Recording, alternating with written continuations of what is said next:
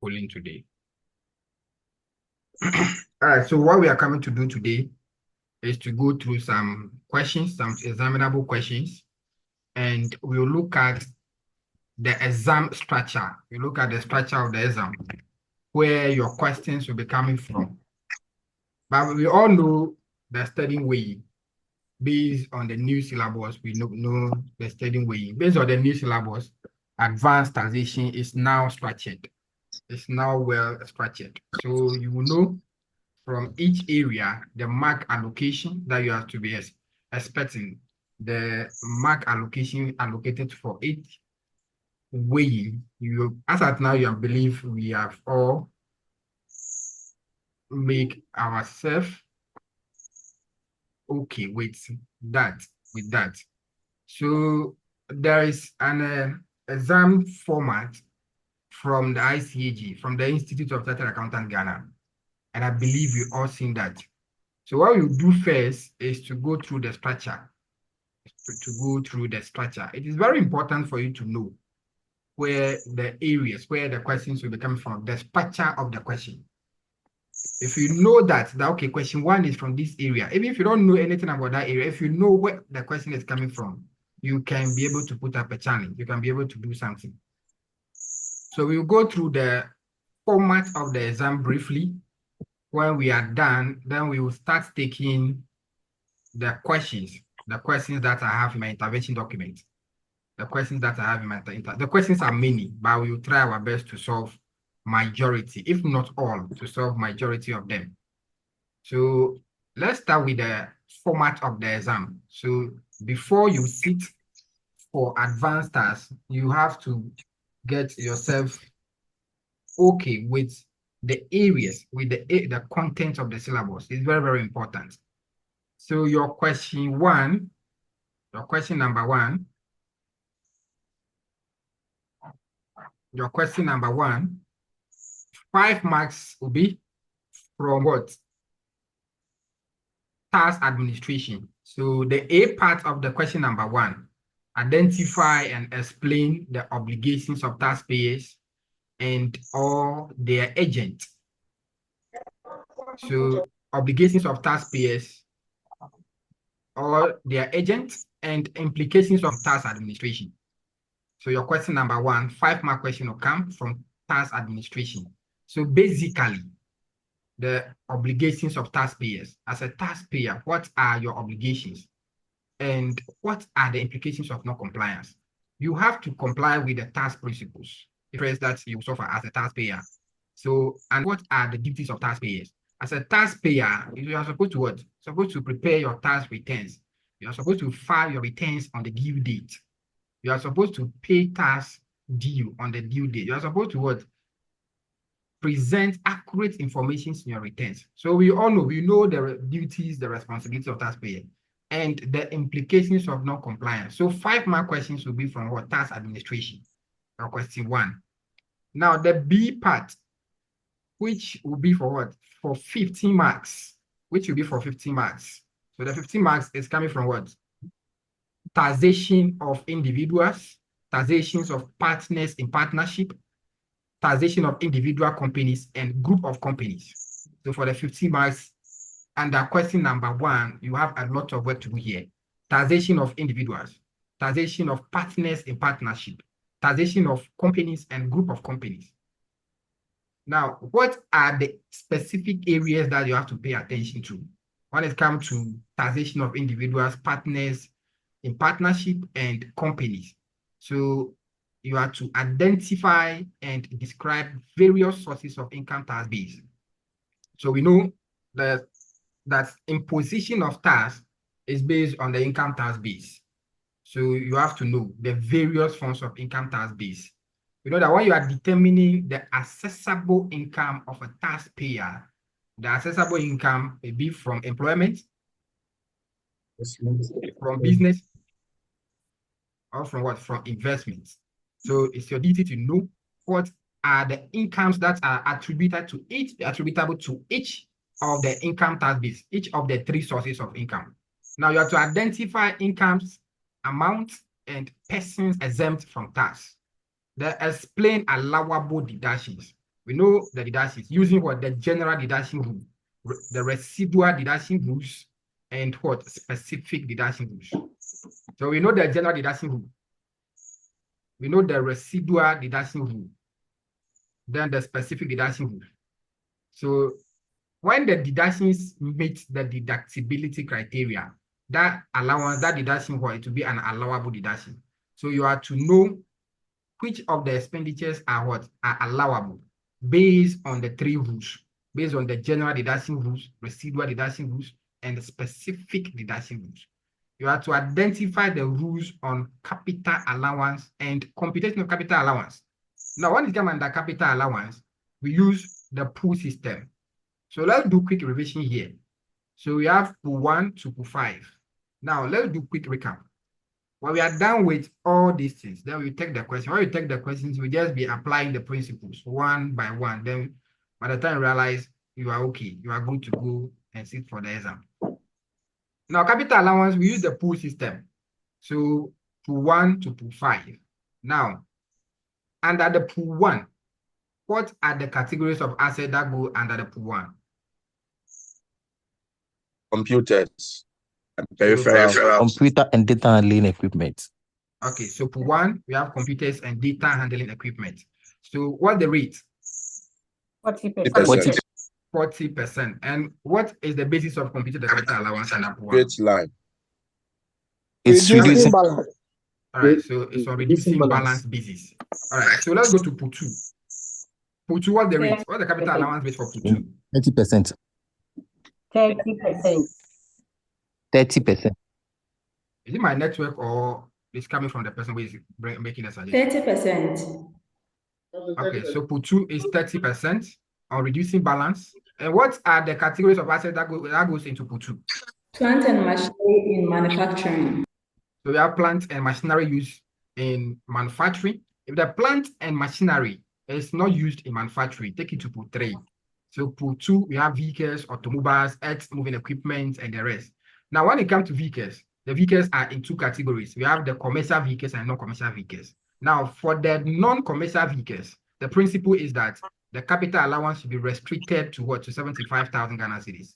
So the principle, the law defines the non-commercial vehicles to be vehicles that cannot carry more than 13 passengers or that cannot carry a load up to or a vehicle that cannot carry a load up to what? Up to half a ton. So you restrict the value to 75,000. Now, when it comes under the vehicles, the examiner can give you motor vehicle. Just a motor vehicle. If they say motor vehicle and the examiner did not specify the type of the motor vehicle, maybe the examiner didn't say maybe the motor vehicle is a saloon car or is a Pajero, Camry, or the SUVs, or maybe the motor vehicle is a van or whatever. The examiner just say motor vehicle, just one. Limits the value to 75,000. But in case they say motor vehicles, and you don't know the number of the motor vehicles, don't limit the value to 75,000. If they say motor vehicles, you don't know the number of the motor vehicles, don't limit the value to the 75,000. So the amount can be 200,000, can be 500,000 and beyond. Don't limit the value. But when the examiner said motor vehicles, then maybe into bracket, they say two number motor vehicles. And they gave you an amount. Maybe they gave you 160,000 Ghana cedis. Two number motor vehicles. Then maybe in the information, they say the vehicles are saloon cars. The vehicles are saloon cars. They are SUVs. Limits the value to the 75,000. So the two values, 75,000 plus 75,000, will give you 150,000. So when they say motor vehicles, and they tell you it's two number motor vehicles, and the motor vehicles are non-commercial vehicles, limit the value to 75,000. But if they say motor vehicles, they don't tell you, you don't know the number of the motor vehicles, don't limit the value to the 75,000. So pool 2, 30% or reducing balance basis. Now pool 3. Pool 3. So pool 3. The rate is 20%. 20% on reducing balance basis. So you have office equipment, furniture and fittings, televisions, those office equipment, 20% on reducing balance basis. Now, pool four, buildings, structures of permanent natures, and the rest. Buildings, structures of permanent nature, 10% on straight line, 10% on straight line. So it means that the capital allowance will always be on course. The capital allowance will always be on course. And pool 4 does not follow the pooling system.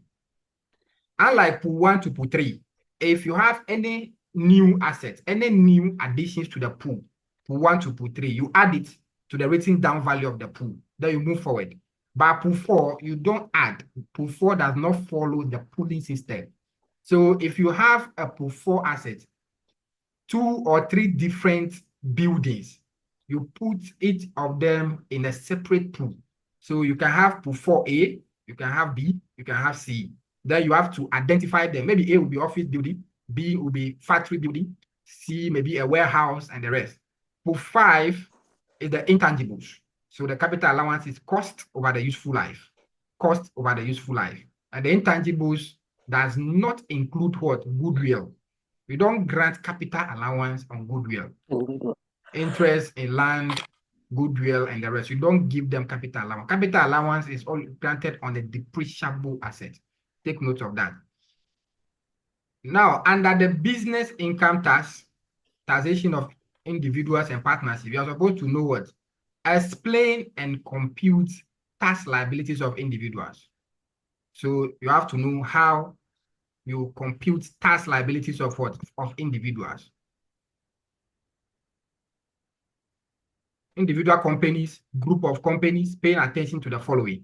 So you are supposed to know the scope of the income tax, taxable total profit, the comprehensive computation of taxable income, and income tax liabilities, including capital allowance, the effect of a group corporate structure for corporate tax purposes. So you have to know a group corporate structure, the type of the company, the structure of the company, what is the tax implications of that? So you have to know each company. If the company is a sole trader, if the person is to a sole trader, the taxation rules are different from what? A limited liability company, a partnership, the taxation rules are different. So you have to know for each of them. If the company is a trust, the taxation rules are different. It could be an insurance company. It could be charitable organizations. So you have to know the corporate structure of the company and the tax implications of that. Now, the use of exemptions and reliefs in deferring and minimizing income tax liabilities. So you know the exemptions, the reliefs. When it comes to taxation of individual, you know the reliefs that are available.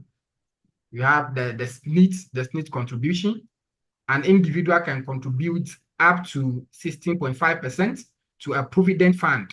So both the individual and the employer, they can contribute up to 16.5% of the basic salary of the employee to a provident fund. That contribution will be exempted from tax. So you have to know all the reliefs. You have to know the marriage relief or responsibility. How much is the responsibility relief?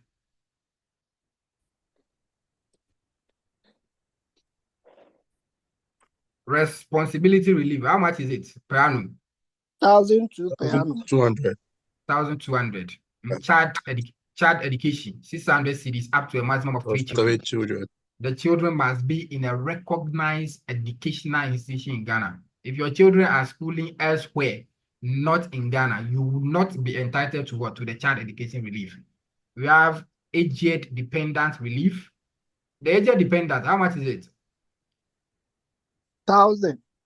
Up to 2 persons. Up to 2 persons. 1,000 up to a maximum of 2 persons. All right. Then we have which one again? The relief. Which one do you have again? Disability relief. What's the rate? 25%. 25% of the basic salary of the employee. All right. Yeah. Good. Now you have to know the use. Okay, that's your taxation of insurance company. Taxation of insurance company is something new that is introduced. Being introduced to the ICAG syllabus. It's something new. So there are basic things that you have to know. I'll take you through them. So if you come to taxation of insurance companies, taxation of insurance companies, let me just give you what you need to know. So take note of that. So for the insurance companies, for tax purpose, the insurance companies are grouped into two. The insurance companies are grouped into two. So let's do quick. So taxation of insurance companies.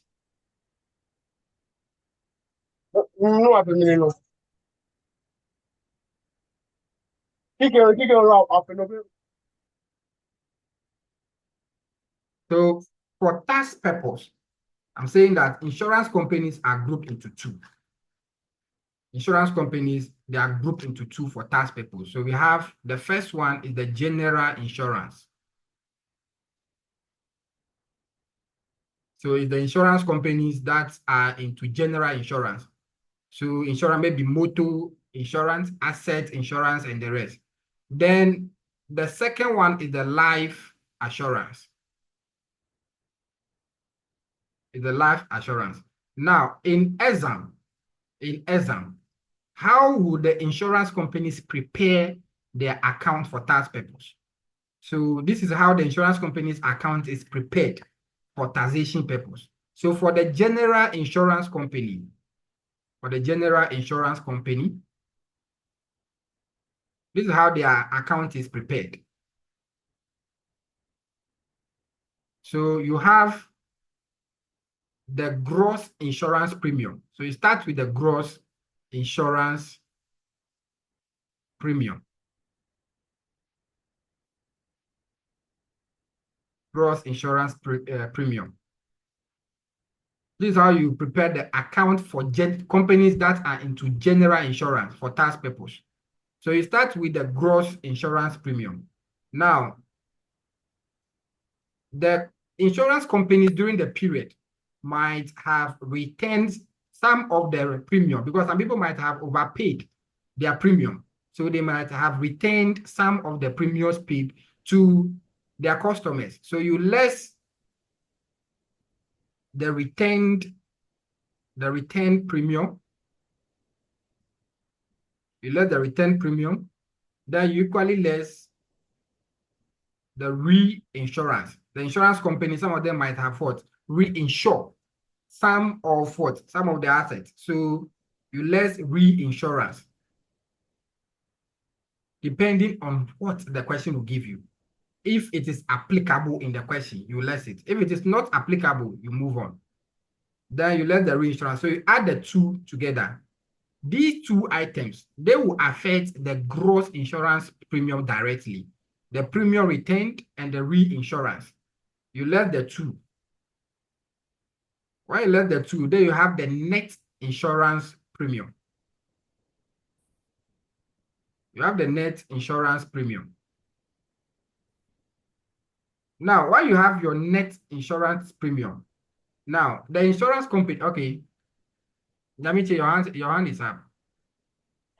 Okay, I just want clarification between the reinsurance and then the return premium.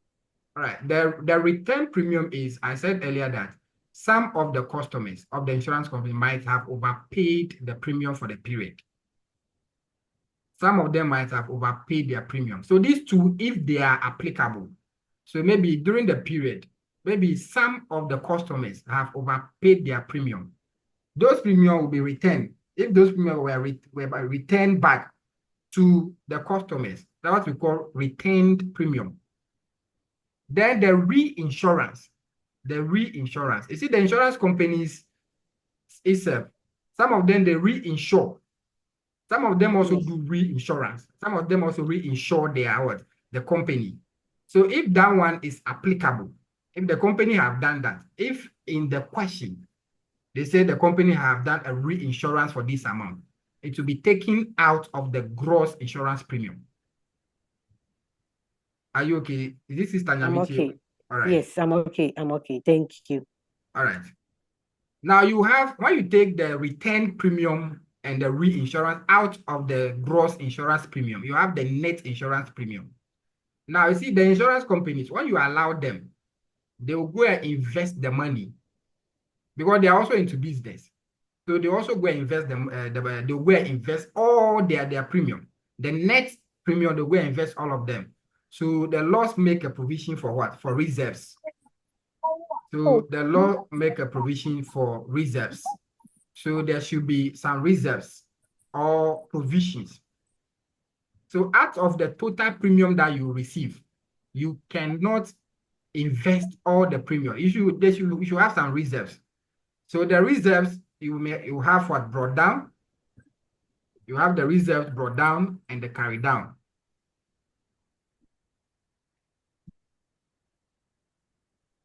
So you have the reserves brought down and carry down.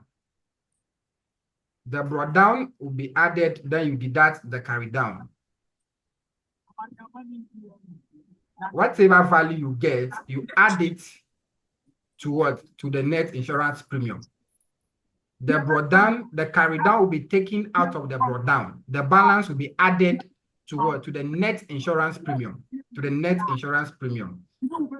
Now, when you have this value, there are two things that will affect what? This value. So what you do is you now have to deduct the claims paid. You now have to deduct claims paid, the claims that they have paid for the period. The claims that they have paid for what? For the period. You deduct the claims paid. Then you deduct the amount of what? Of the reinsurance. The amount of the reinsurance. Because the reinsurance, some of the reinsurance may be part of what? May be part of the premium return. Some of the reinsurance may be part. Or so what you do is, when you are deducting the claims paid, you take the reinsurance amount out before you deduct what? The claims, what? The balance that will be left. You take it out of this amount. You take it out of this amount. So this is the figure that will now suffer the allowable expenses. So you now have your allowable expenses. You deduct your allowable expenses. When you take your allowable expenses off, the balance you have, then the last thing that you do is you add the other income. The insurance company might have engaged in other business. They must do what? They must do investment. So income from the investment, other income will be added. When you add the other income, then this will be your chargeable income, which will be subject to tax. This will give you your chargeable income, which will be subject to tax. For the life assurance, that one is very simple. For the life assurance, that one is very simple. What you do is for the life assurance, you start with the other income. You start with the other income. For the life assurance, you are not interested in the premium. No. The premium will not be subject, will be exempt from tax. For companies for insurance companies that engage in life assurance. So you start from their other income. Their other income. Then you deduct the allowable what? Expenses. Then you deduct the allowable expenses. Then you have your chargeable income, which will be subject to tax. What the tax rate for companies, for insurance companies?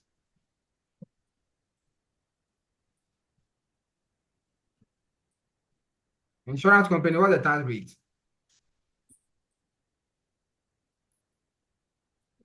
It's 25%. Is it 25%? Insurance company, the tax rate, is it 25%? Can somebody confirm that?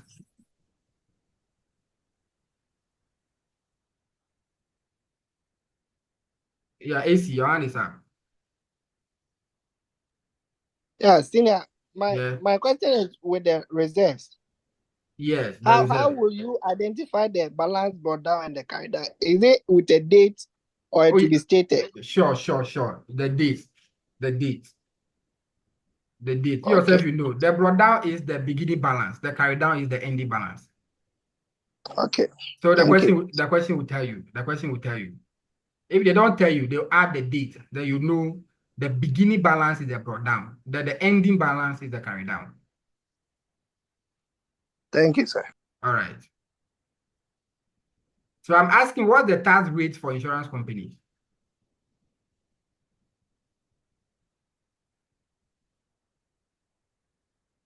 Somebody say 25%. Is that the rate?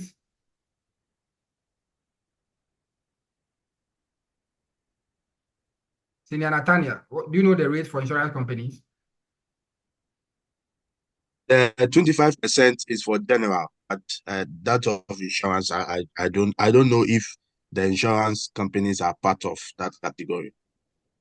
All right. We will find out before we end the class. All right. So let's move on. So take notes of the format for preparing account for insurance company for tax purpose.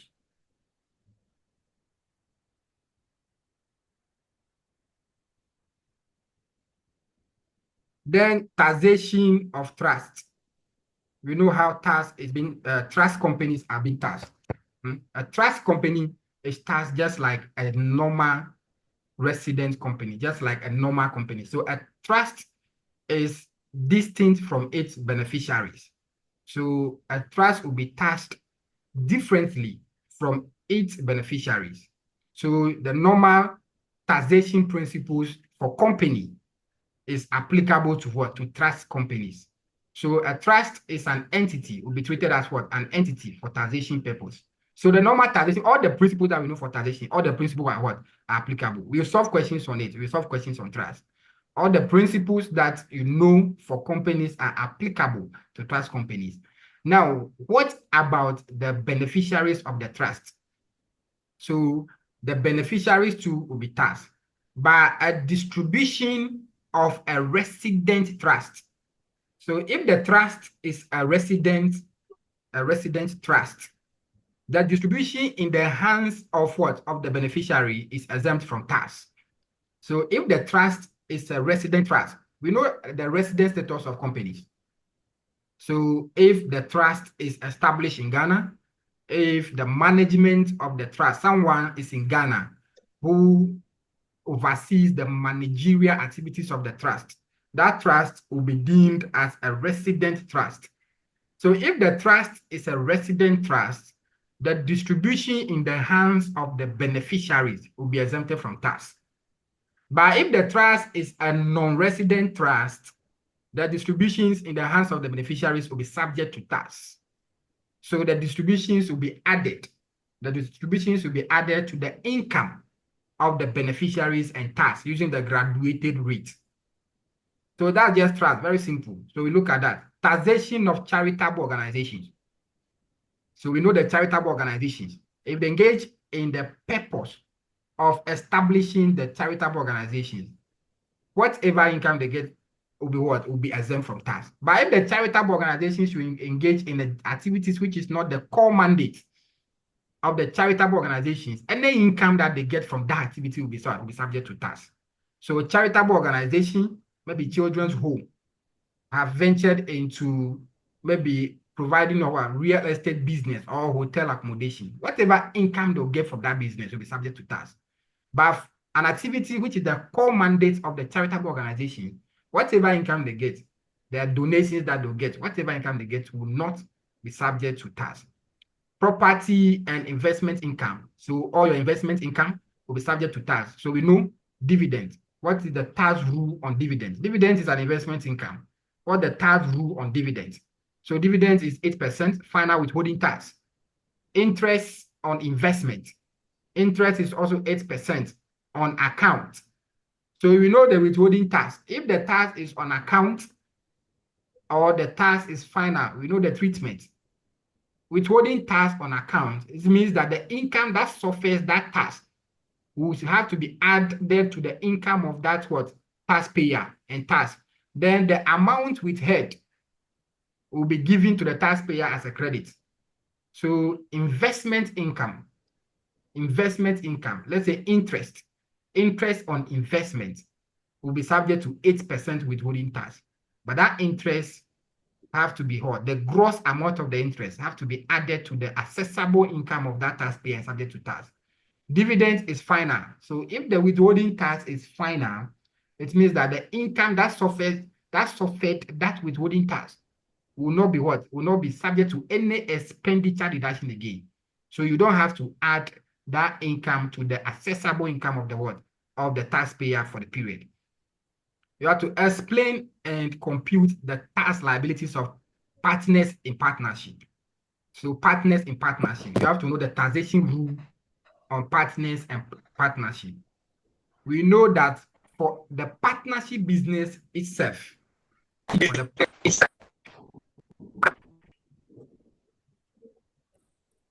Tina, you want to ask a question? All right, let's move on. We know that for the partnership business itself, the partnership itself is not subject to tax. So the partnership itself is not subject to tax. The tax lies what? On each individual what partners. So you prepare the partnership account using the normal accounting principles, then the profit for appropriation, that profit will be shared among the partners based on their profit and loss sharing ratio. Then that their share of the profit will not be subject to tax using the graduated rate. So in determining the profit for appropriation, interest on capital, interest on loan to each individual partners, drawings of the partners will not be deducted while you are computing the profit for appropriation. The thing is very simple. You see, for the individual partners, for each individual partners, any allowance paid to the partners, any interest paid to each individual partners, any drawings made by each individual, any benefit to each individual partners has to be what? Declared for tax purpose. So what you do is, you don't have to what? You don't deduct them. So you just have to share. You add all of them to the profits, then you share. If you share the profit, then the partner will go and declare that profit what? And pay tax. And if you deduct them, that means that, you see, when the benefit is to just maybe one partner, the benefit is to just one partner. The thing is, you don't have to deduct them. You don't have to deduct them when you are determining the profit for appropriation. But when you are done, then you add that benefit to that particular partner and declare that income for tax purpose. So you have to know partnership income. Who is that? Somebody's hand is up. What's the name? The person whose hand is up. Kindly ask the question, please. Sir, please, I lost you for a minute. Maybe you All say right. a partnership is not tax. The partnership itself as an entity is not subject to tax. Yes. Okay, thank you. Yeah. So the tax lies on each individual partner. Each individual partner. So taxation of the partners, then the cost of and consideration received for partnership interest. So that's your question one. Hey, we are still on question one. We've done 41 hours and we are still on question one. Now for your question two, 5 mark questions will be on what? On tax administration. So you are to obligation of taxpayers and the implications of non-compliance, tax admin. Then the 15 mark question is on taxation of natural resources. So natural resource taxation. So you are to advise on the taxation of natural resources. So the natural resource taxation, we have taxation of minerals and mining operations and petroleum operations. So you have to understand and explain the taxation of mining and minerals, paying attention to the following. So the taxation of mining and minerals operation. So the areas you are supposed to focus on: explanation of the provisions in the administration of mining and minerals, computation of royalty payable, corporate tax payable by mining companies. We know how the royalties is computed. So the royalties in Ghana, we use 5%. So 5% on gross production, 5% on gross production. And the royalty payable is a deductible expenditure. The royalty payable is an allowable deduction. It means when you pay the royalties, 5% on your gross production or on your gross income, you're allowed to deduct that amount from your income before you pay tax as a mining company. Then the corporate tax, the rate is 35%. So on their chargeable income, companies engage in mining and minerals operations. On their chargeable income, they pay tax at the rate of 35%. Computation of capital allowances for mining and minerals operations and petroleum operations is the same. So we know the capital allowance. What's the rate of capital allowance? Let me pass 20%. with 20%. 20% 20% on on straight line. straight line. 20% on straight line. So you have to know what is the cost of depreciable assets, which will be what? Which will be capitalized for the 20% capital allowance. So you have to know. So under the mining and mineral operations, they have 3 stages. So the recognizance stage, the prospecting stage, and what? So you have the recognizance, prospecting, and what? And mining lease. Is that not it? Mining lease, yeah. The stages are 3. So Yeah. you do recognizance. Recognizance is just a search, just a research. You are just going to do a search to check and see whether if you have a mineral deposit in the area, in the particular, just recognizance is just a search. So you have the recognizance license for a maximum of 1 year. Maximum of 1 year, 12 months, you'll be given the recognizance license. Then when you are done, then you come and do prospecting. So prospecting license for a maximum of 3 years. So when you are done with the prospecting, now you are sure that there's a mineral deposit in the area. Then you now have to go for the what? For the mining lease. For the mining, which will be for a maximum of 30 years. Maximum of 30 years. Now, for capital allowance purpose, the principle is that any cost that you have incurred during the recognizance stage up to the prospecting stage or up to the time that you start production in commercial quantity, you put all those costs in a single pool. Any income that you have made during that period, you are allowed to net that income against the cost. So for the recognizance stage and the prospecting stage, you will not be liable to pay tax. You don't pay tax because at that time you have not started production in commercial quantity. You will start paying tax when you start production in commercial quantity. So any cost that you incurred, every cost that you have incurred during the recognizance and the prospecting stage, you have to put all those costs in the pool. If you make any income, maybe you sold the depreciable assets or you make any income during that stage, then you're allowed to use that income to reduce the cost in the pool. Now, the negative balance in the pool, that means the cost that you have incurred is more than the income that you have generated during the recognizance and the prospecting stage. That negative balance will be capitalized. And you will enjoy capital allowance on that balance. And likewise, if you have any excess balance in the pool, maybe you have a positive balance in the pool, the revenue, the income that you have generated is more than the cost you have incurred. You're allowed to add that income. That income will be subject to tax. So you add that income to your income when you start production and you pay tax on that income. So know how the capital allowance works. Now, taxation of rehabilitation and decommissioning activities. So for the mining operations, they have to have what? Rehabilitation fund. So a fund set aside for what? For reclamation of what? Of the mining area when you stop production. So that fund, any amount contributed to that fund will be exempted from tax.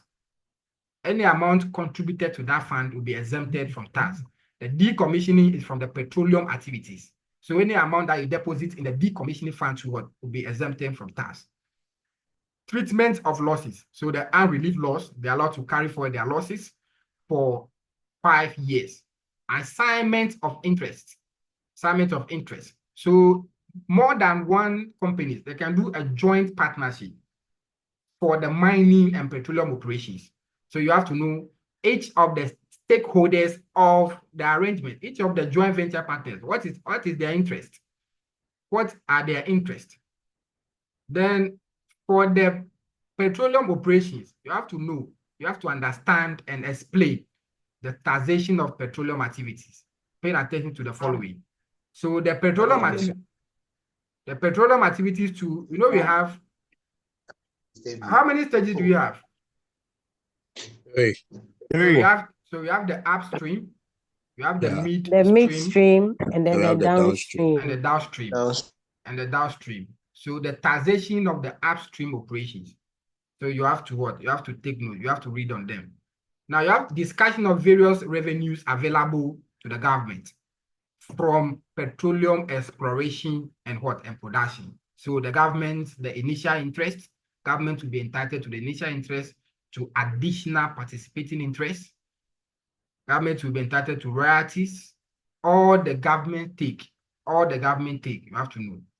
Then upstream petroleum operations. So taxation of upstream petroleum operations, taxation of gains on assignment, distribution of oil to stakeholders, how the oil will be distributed based on their proportion, based on their percentage holding, the government take. Then different contractual obligation, computation of capital allowance, taxation of subcontractors. The new thing here is the Petroleum Revenue Management Law. This one is new. It's not in the old syllabus. So they've introduced Petroleum Revenue Management Law. Now, under this law, under the Petroleum Revenue Management Law,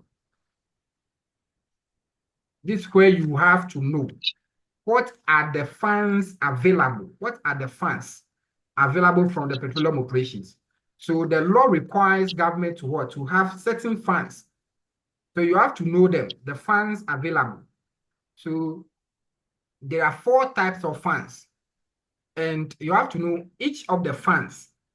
What are the disbursement, the allocations to the fund. You have to know that the allocation to the fund. So for the funds, there are 4 types. Under the Petroleum Revenue Management Law, the government is supposed to have 4 types of funds. So the first one is the petroleum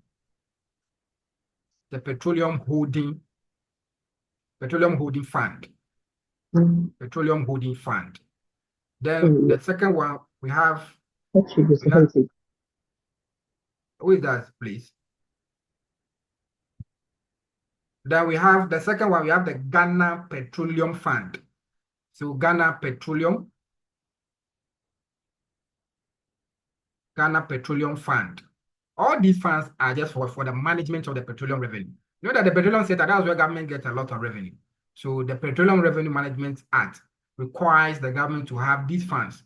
So for the Ghana Petroleum Fund, there are 2 types. So one is the Ghana Stabilization Fund. Then the other one is the Ghana Heritage Fund. Then the third one, which will be the 4th one, is the Ghana Petroleum Wealth Fund. Ghana Petroleum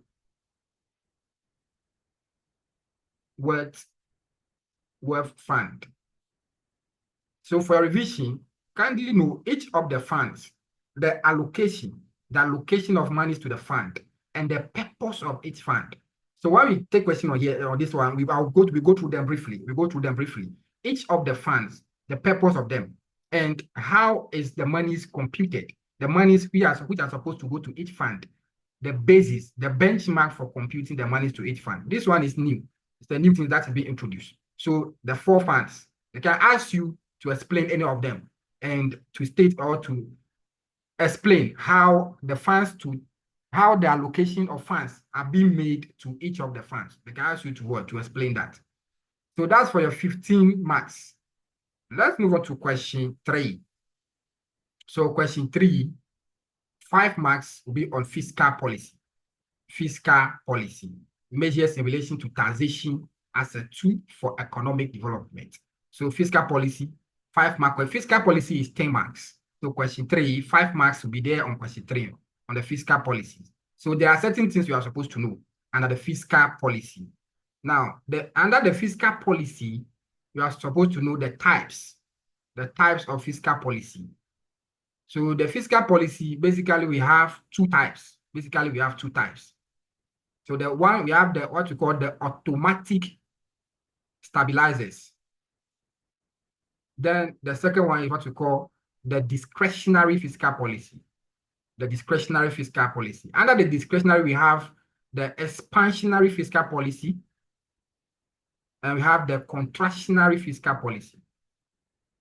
Take note of them. And fiscal policy is basically used by the government. So fiscal policy is basically government budget. So the use of what? Government revenue, the use of government revenue, how government use revenue generated from taxation to develop the economy. Then you have another one, we have what you call the monetary policy. So the monetary policy is used by what? By the BOG, the Bank of Ghana, the central bank, to regulate the monetary activities of the country. So for this place, the focus is basically on the fiscal policy. So you have to know the types of the fiscal policy: the expansionary, the discretionary, which are the expansionary, and contractionary, which are the types of the discretionary fiscal policy. So we'll do quick revision on them. We will do quick recap on them. Now, for question 3, another 50 marks is tax planning. So tax planning is 50 marks. And under the tax planning, there are a lot of things you are supposed to know under the tax planning. So you are supposed to provide advice on minimizing and or deferring tax liabilities using standard tax planning measures, paying attention to the following. So types of investment and other expenditures that will result in a reduction in tax liabilities for an individual. So you are supposed to know, if you want to go into an investment, the tax planning measures that are available to you as an investor.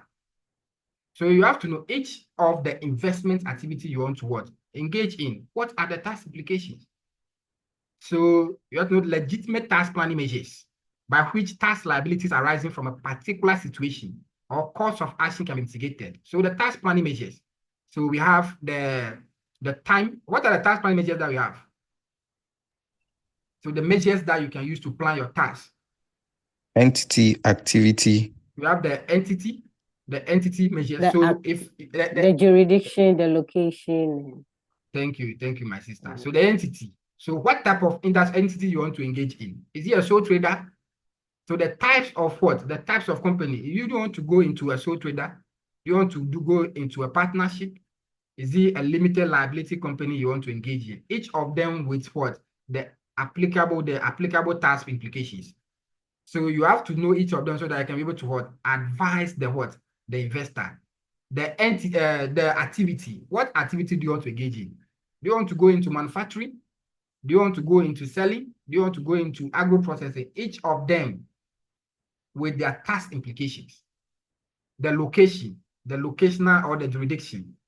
Do you want to be at Accra or Tema? The tax implication is different from if you are going to be in other regional capitals. Then the appropriateness of such investment, expenditure, or measures given a particular taxpayer circumstance or stated objective. Then the mitigation of tax in the manner recommended by reference to numerical analysis and reasoned argument. Tax incentives for various businesses, including free zone, Ghana Promotion Investment Center, and their influence on the business sector.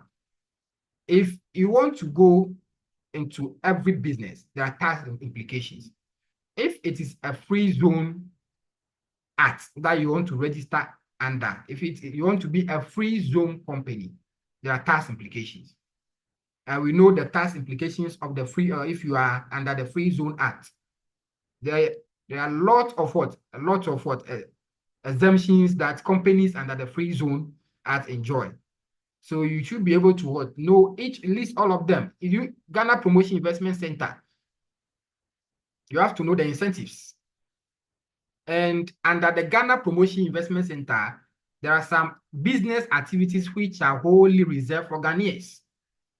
And there are capital requirements. If you are a non-resident company, before you can engage in such businesses, there are capital requirements that you have to meet if you want to engage in such businesses. And the influence on the business setup. All right. So the free zone, if you are a free zone company, they enjoy a lot of incentives. Exemption of import duties, export duties, simplified customs duties, and the rest. The free zone for a maximum of 10 years, their income is exempted from tax. They don't pay tax for a period of 10 years. But after the 10 years period, if the export The chargeable income they derive from exporting their products. They pay tax at the rate of what? 15%. And under the Free Zone Act, they are allowed to sell what? 30% of their produce domestically. They're allowed to what? Sell 30% of their produce domestically. Then when they do that, any income they will generate, their chargeable income from selling domestically, they pay tax at the rate of what? 25%. Because the whole idea about this free zone is for the government to get what? To cushion their foreign exchange reserves. So you register, that's the reason why they'll give you a lot of exemptions. Import duties, you don't pay. Export duties, you don't pay. But if you are a free zone company, you import some raw material for production purpose, which will be exempted from tax. And that material, instead of you to use that material for production, maybe you go and donate that material or you go and sell that material. The law says that immediately you sell the material, you change the purpose of what? You change the purpose of the item. You go and donate that material, the tax is due immediately. The tax is due immediately. So you are a free zone company. You are exempted from import duties. Maybe you import a vehicle. You import plants and machinery for the manufacturing purpose. Then you go and sell that vehicle, or you go and sell the plant and machinery. Immediately you sell that plant and machinery or that vehicle, the law says that the tax is due immediately. You have to declare, you have to pay. You cannot change the purpose of that and the purpose at which you were granted exemption. So when you do that, you have violated the tax principle. So the law said that immediately you pay the tax. Good. Then you have to identify and evaluate the impact of relevant taxes on various situations and causes of action, including the interaction of what taxes, paying attention to the following.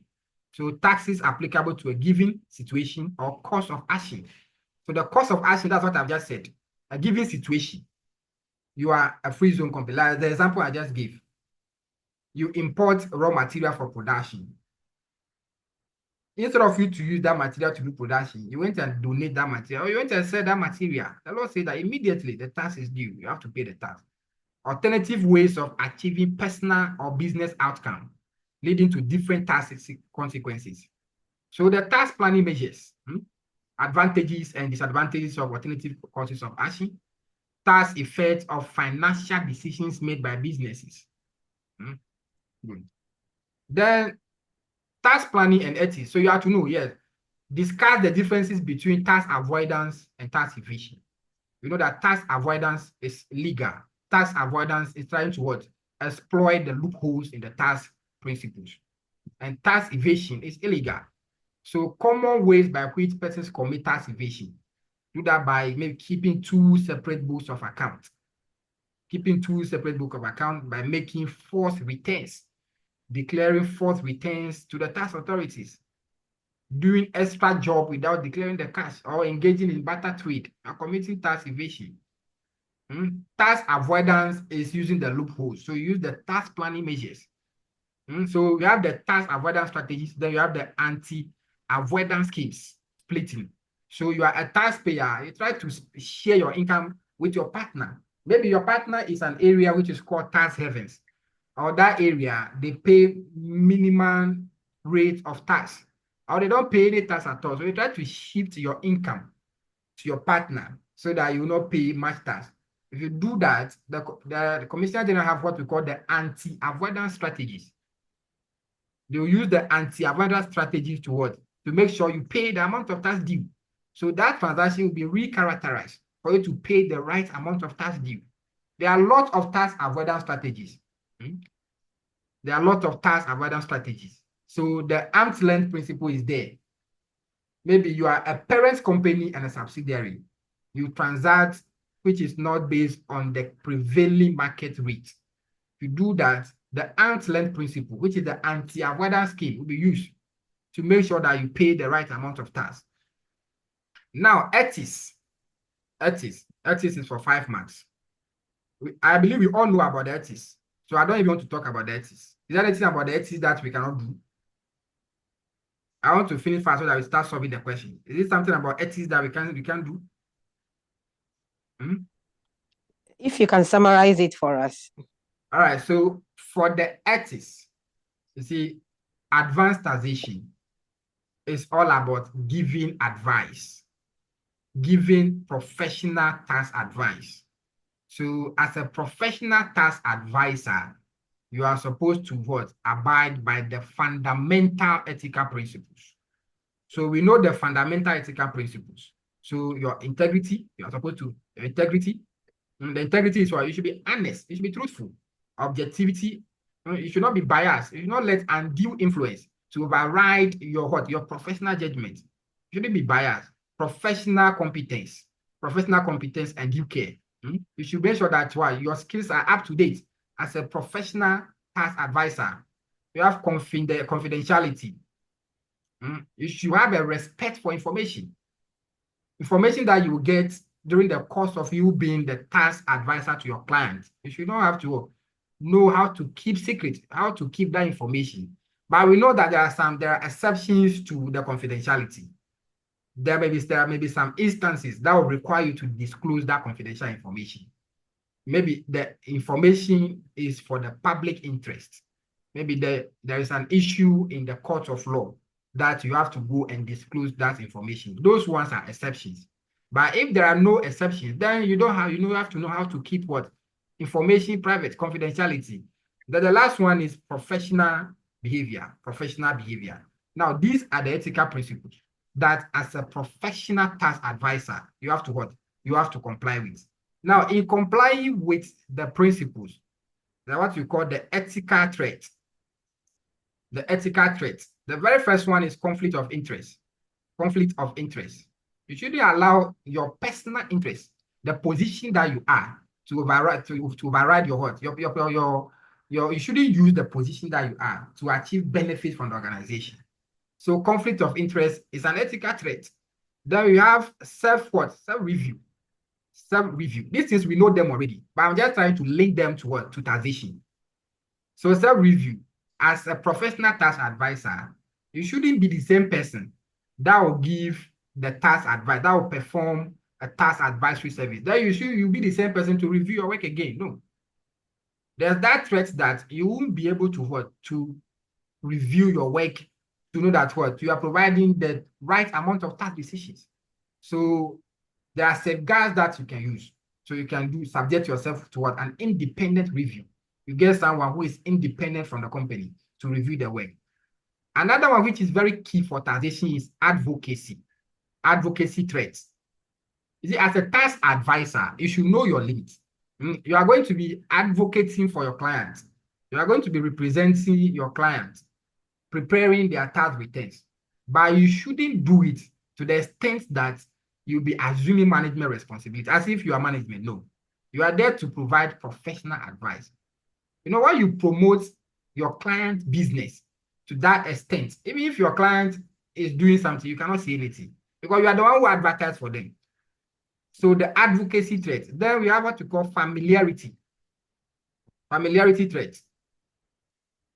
You become familiar with your client to the extent that whatever they do, if they do anything which is not in compliance with the tax principle, you cannot see it because you are that close with them.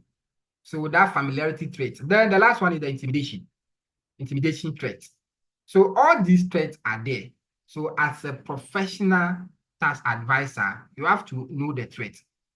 Now, in giving tax advice, you must be able to you comply with the ethical principles. Now, in the situations of the threats, there are safeguards that you can use. So you know the safeguards. But in exam, if they give you a question, which is a question on ethics, the very best advice you can give, what you can tell the examiner is the company should do the right thing. So you tell them that they should do the right thing in compliance with the tax principle. So if they give you a scenario, maybe the company, they have overclaimed donation. You know that donation that will be allowable is donation to a worthwhile causes. But the company have overclaimed donation. Maybe the company make donation to a political party, which is not for a worthwhile cause. Maybe they went and make donation to a chief. Maybe the chief is celebrating a birthday. They went and make a donation to the chief. huge sum of money. Then they want to come and deduct it. Then they are seeking your advice as a tax practitioner. What you tell them is that donation is not for a worthwhile cause. So they should not, it will not be allowable deduction. So the first thing you tell the donor that the right thing should be done in the compliance with the tax principles. But if you say that, then the intimidation threat come in. They are threatening you that if you said you not allow us to do what we want to do, then next year you will not be our tax advisor again. The intimidation threat will come in. Then what you do is the next step is to what? To seek a legal advice or seek advice from your professional body, from the ICAG. In the long run, you can decide to resign from your work. But in all these things, all the steps that you have taken to resolve the issue, you must document all the steps. Auntie Nyamichi, I believe you are fine. Please, I'm very fine. So recommend and justify appropriate actions where ethical dilemmas arise. Approval and signing of tax returns by tax practitioners and the rest. Now, question 4. The 5 mark for question 4 is also on what? Fiscal policy. Taxation as a tool for economic development. So you have to know the role of taxation for economic development. Then 15 mark questions on VAT. VAT and transaction taxes. So you have to explain the concept of VAT with reference to the following: taxable person and taxable activity. Before we can get this tax called VAT, value added tax, there must be something we call a taxable person. You see, VAT, most of the things are the VAT are theory, are reading. So you have to take your time and read. The calculation is just one aspect, very simple. Most of the things here are theory. So you have to take your time and read. But before we can get this tax called VAT, there must be something we call taxable person. So you have to know what is the meaning of taxable person. So taxable person is someone who is registered for VAT. So then there must something we call taxable activity. Taxable activity. The activity, is it a taxable activity? So the activity must be what? A supply of goods and services. And for a supply of goods and services, you must know what we call taxable supplies. It's not all supplies that are subject to VAT. So you have to know which one of them is a taxable supply. Then in knowing the taxable supply, you have to know exempt supply, the supplies that are exempted from tax. You have to know relief supply. Then you have to know zero rated what supply. So for the zero rated supply, the input tax is there, but the output tax is zero. So all supplies for export, supply that the goods will not be used within the shores of Ghana, is a zero rated supply. That supply, the input tax is there, but the output tax is zero. The relief supplies, there are plenty. We know that the first person is the President of the Republic. The president cannot go to a shop and buy something, then you see the president to pay VAT. No. So all supplies to the president is a relief supply. Exempt supply. Exempt supplies maybe supplies under emergency conditions. The exempt supplies are also there. I think all raw materials, all agricultural raw materials, they are exempt supply. They are there plenty. So you have to take your time and go through them. VAT is full of theory. It's full of reading. So I don't think the reading should be of any case. Tina AC, your hand is up. Hello, sir. Yes, I. Sorry, I wanted to know a relief supply to the presidency. Is it exempt? It's relief. It's relief from VAT. To the presidency, not to the president, but to the presidency. Every supply to the presidency is relief supply. Okay, Yeah. so it is exempt. Yeah, it's not subject to VAT, but we don't call it exempt. We call it relief supply. Yes. Okay, thank you. Yeah, see now, your hand is up. I just spoke. You just spoke, eh? Yes, sir. Okay, all right. Enoch Uzu. Yeah. Please, I wanted to ask a question. All right. So let's say a free zone make a supply to let's say an NGO. Say please, Yeah. yes, it's a donation for a worthwhile cause. Would that free zone also would that be an allowable deduction? Oh, yes. The free zone company is making a donation to a charitable organization. Is that your question? Yes, sir. Yeah, that's for a worthwhile cause. So that would be an allowable deduction. Okay. Even though they are just making it's not part of their core business.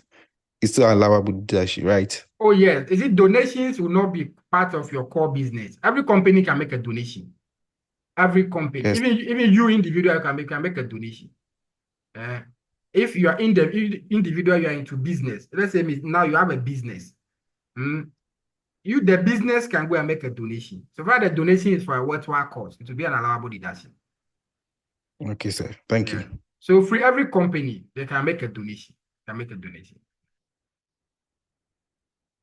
But what I'm saying is, you see, if let's say you want to make a donation, the free zone, you cannot use what?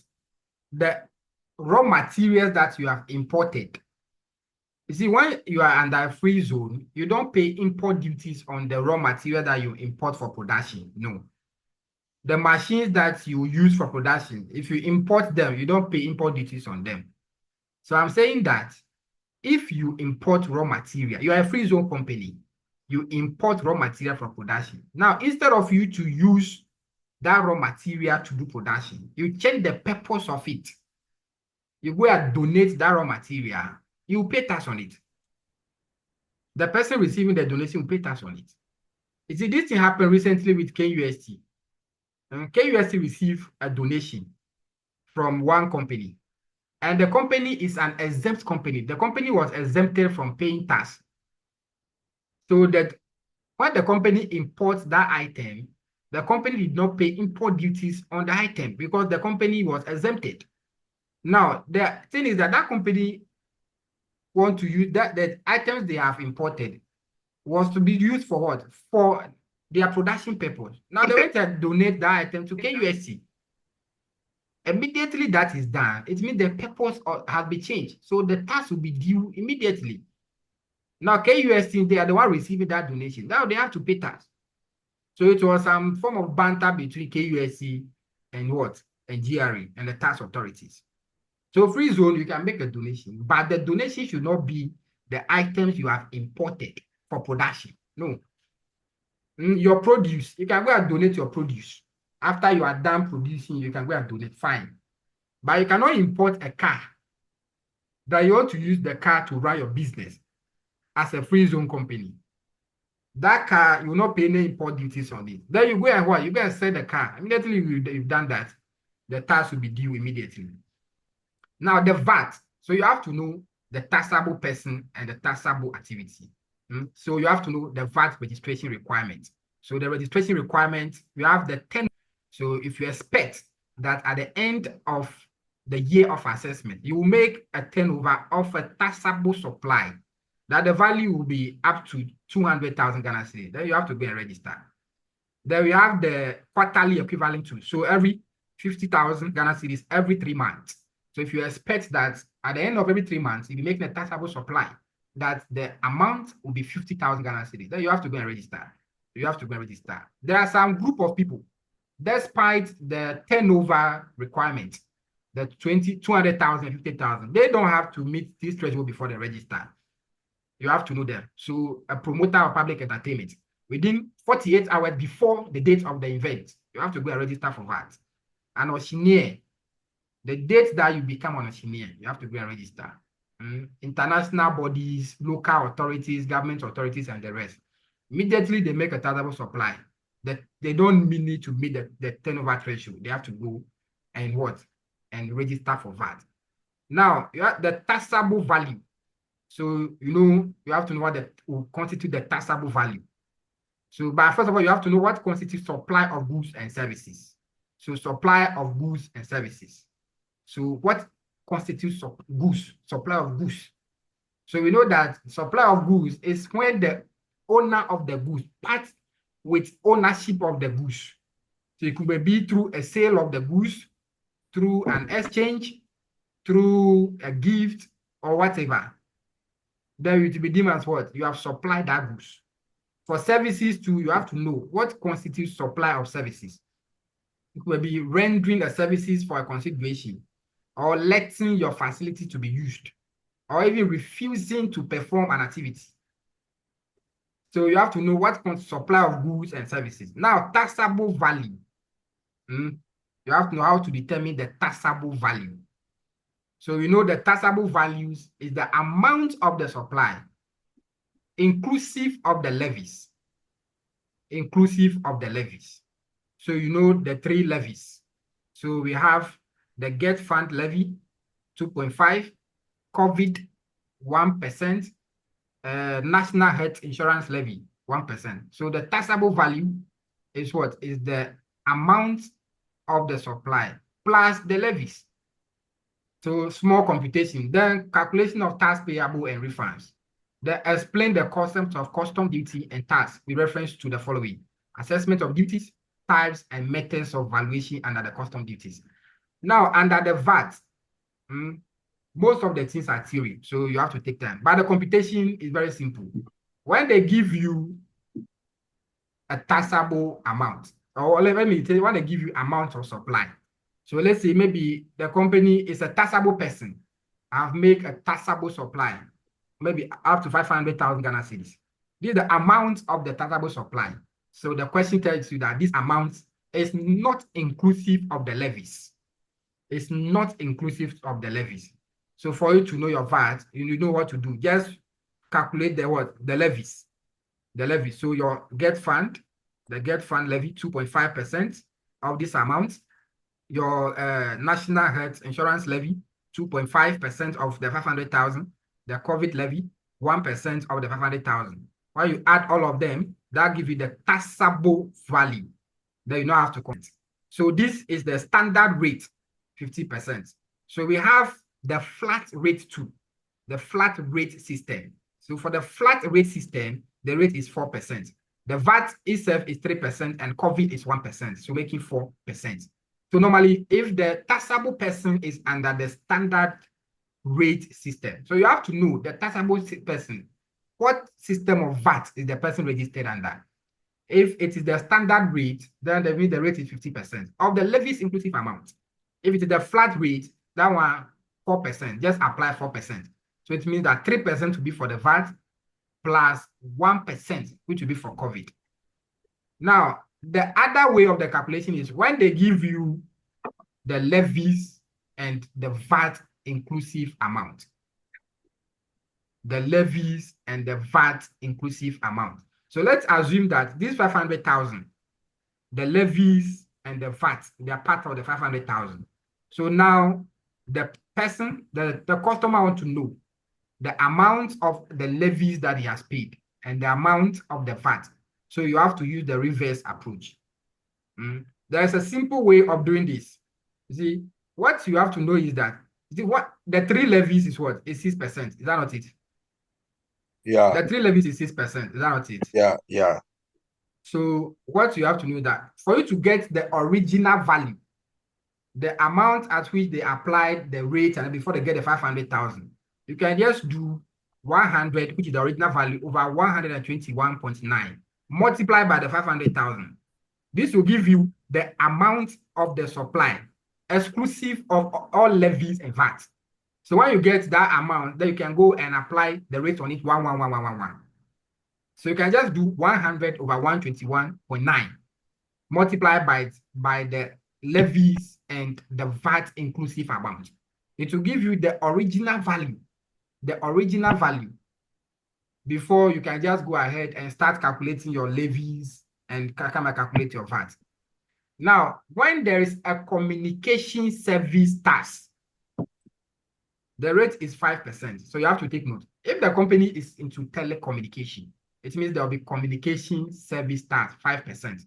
So if there is a communication service tax, it means that the denominator will change. So it will now have to be what? 100 over 127.65 multiplied by what? the VAT, the taxes, and the levies inclusive amount. Are we okay with that? So if you do this, then you get the original value, then you go and apply 1-1. Or if you want to use the standard approach, there are two ways. I just gave you one way. If you want to use the standard approach, then you have to find the first one, calculate the VAT first. So you do 15 over 115 multiplied by this amount, by the 500,000. That will give you only the VAT. Then you strike the VAT out. So the amount you get, then you come and calculate all the levies on it. So the total levies is 6%. If there's a communication service tax, then it will not be 11%. So you now have to do 2.5 over 111 if there's a communication service tax, multiply by the amount you get. It will give you 111. But if you don't want to do that approach, if there is a communication service, yes, the short approach, the 100 over 121.9, I think it should have been the 21.9 over 121.9.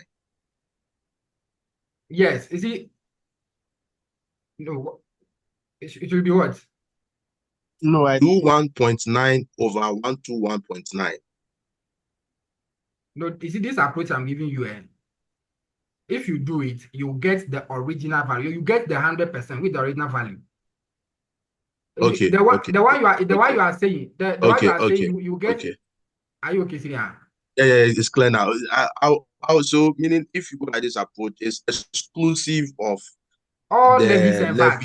Everything. Okay. Yes. That's fine. It's exclusive of everything. So if you go do this approach, the amount you get to be exclusive of everything. The figure will now be simple for you now. So you just have to go use that figure, start calculating the levies, 111 on that figure. The levies you get, add it to that figure before you calculate your VAT. Now somebody may ask, how do we get the 121.9 or the 127.65? We are all okay with it, so that I can move forward. Okay, it means we are okay. Yes, we are okay. Okay, all right. Now there's something we call VAT withholding. VAT withholding agent. So the withholding rate is 7%. So if you are a VAT withholding agent, you are required to withhold 7% of the taxable value. You are required to withhold 7% of the taxable value. So the taxable value you get, you withhold 7% from it. And pay that one by 15th of the following month. And the following month. And the VAT, simply on a monthly basis, we use the input-output system, the credit invoicing system. So all your input VAT, all the VAT you have paid on all purchases you have made, all the VAT you have charged on all the sales you have made, we net the two. Then you pay the difference. You pay the difference at the end of every month. If the input is more than the output, it means that excess amount, you can carry it forward. The excess cost, you can carry it forward for the next 6 months. You can carry it forward for the next 6 months. All right. For your question 5, 10 marks is on emerging and current issues in taxation. Emerging and current issues in taxation. So you have to know e-commerce taxation. So information technology in taxation. So current issues in transfer pricing, including tin capitalization and income splitting. You know tin capitalization. So if a parent company and its associate, which is a non-resident company, you own more at least 50% of a resident company. It means you are not controlling that company. And if there is any transactions between the two companies, that transaction will be subject to what? The transfer pricing regulation, which is the arm's length principle. If there is any loan or any foreign exchange loss, because the resident company, the subsidiary is in Ghana, the parent company is a non-resident company, is in a foreign country, there will be form of exchange. So exchange of the currency. So if there is any foreign exchange loss or interest to be paid on the loan given by the parent company to the subsidiary, the interest will be subjected to the debt to equity ratio of 3:1. So you have to know how you do that computation. So it means that the equity will be multiplied by 3 compared to debt. So you have to know what and what will constitute the equity. The debt there is the loan. The debt there is the loan. So you have to know what to constitute the equity. You multiply the equity by 3, divide it by the loan amount, multiply by the interest payment. The amount you get is the allowable portion of the interest or the allowable portion of the foreign exchange loss. The excess amount will be added back to the income of that subsidiary and what? And it will be subject to tax. Then the income splitting. The Africa Continental Free Trade Area. Then appreciate the tax effects of Africa Continental Free Trade Area and ways to improve domestic taxation. Digitalization in taxation, in tax administration. So application of information technology in taxation. The overview of technological impact on tax practices. Taxation of mergers, amalgamation, reorganization, and business acquisitions. So you have to know, if 2 companies are to merge, what is the tax implications? What is the tax implication? So you have to know that in terms of mergers, amalgamation, or reorganization, or business acquisition, where there will be what? A continuity of at least 50% of the underlying ownership in assets of the company, any gain on that realization, any gain on that transaction will be exempt from tax. But where the continuity will be less than 50%, any gain from that transaction will be subject to tax. Will be subject to tax. And you know how the change have to occur. The change, if the change occurs within 3 years, if the change occurs within 3 years, company A want to acquire company B. So the principle is saying that if A have any gain that A will make, will be what? Will be exempt from tax. But if this acquisition occurs within a period of 3 years, if the acquisition of the 50% occurs within a period of 3 years, any excess financial cost carry forward will not be deducted. Any unrelieved loss will not be deducted. Any bad debt will not be deducted. So the advice is that, the advice you can give to the companies is that they should try and do what you call the step acquisition. Spread the merger for a period of what? At least for more than 3 years. For at least for a period of what? More than 3 years. Good. Then the other part, the last part, which is for 10 marks, is international taxation. International taxation. So discuss the issues relating to international taxation and its tax implications. So for a permanent establishment, if you are a non-resident person and you come to establish company in Ghana, you come to have what? A fixed place of business in Ghana. That fixed place of business will be called what? Permanent establishment. And the P, we have 2 types. We have Ghanaian permanent establishment and we have foreign permanent establishment. So the Ghanaian permanent establishment will be taxed as any resident company. The Ghanaian permanent establishment will be taxed as any resident company. The foreign permanent establishment is a Ghanaian, a resident of Ghana, establishing company outside the shores of Ghana. So you are a citizen of Ghana, then you go establish companies in Nigeria. That company will be what? A foreign permanent establishment. And that foreign company, the foreign permanent establishment, is not subject to tax in Ghana. But the income, the repatriated income that the owner, who is a Ghanaian, who is a resident of Ghana, that will get, that income will be subject to tax. That income will be subject to tax. So for a Ghanaian PE, the PE itself is taxed as a resident company. It's taxed as a resident company. So you have to know what constitutes what? A permanent establishment. So evaluate the meaning and implication of permanent establishment. So you have a fixed place of business in Ghana. You have, even if it is a long-term contract, if the contract will last for more than 12 months, it will be deemed as a permanent establishment. You have to know the rest. Then the profit, the income that will be repatriated by the Ghanaian P to the foreign owner, that income will be subject to what? Branch profit tax at the rate of 8%. So you still prepare, the P will prepare their statement, pay tax as any resident company. Then the profit after tax, that will be repatriated to the owner. That profit will be subject to a final withholding tax of 8%, what we call the branch profit tax. Then double taxation treaties, types of double taxation treaties. So we have economic double taxation and juridical double taxation. You have to know the distinction between the two. Economic double taxation and juridical double taxation. So economic double taxation is taxing the same income in the hands of what? Taxing the same income. Is it in the hands of the same person or different person? The economic double taxation. Person. The same person. The same person. All right. So example is the dividend. The income will be taxed at the corporate level. That the same income will be taxed when it is distributed to the owners as dividend. The owners, they will pay tax. The company will pay tax. Then the dividends will also be, so that's what we call economic double taxation. Then the juridical one, the income will be taxed in the hands of, the same income will be taxed by 2 or more states in the hands of what? Different individuals. So there are sources of what? These double taxations.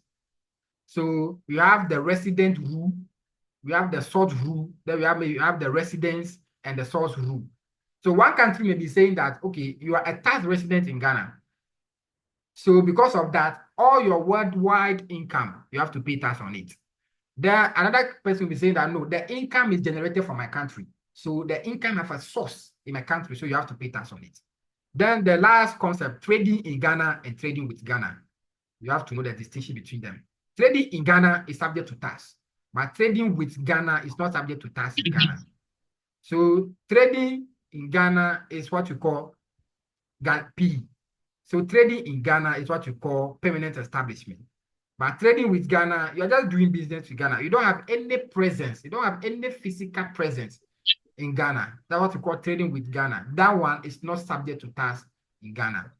There are some other issues. There are some other issues in the international taxation. So you take questions of how you compute the reliefs, the deduct, the methods, the relief methods. The relief, we take questions, then we solve questions on all of them. Any question before we proceed? Any question?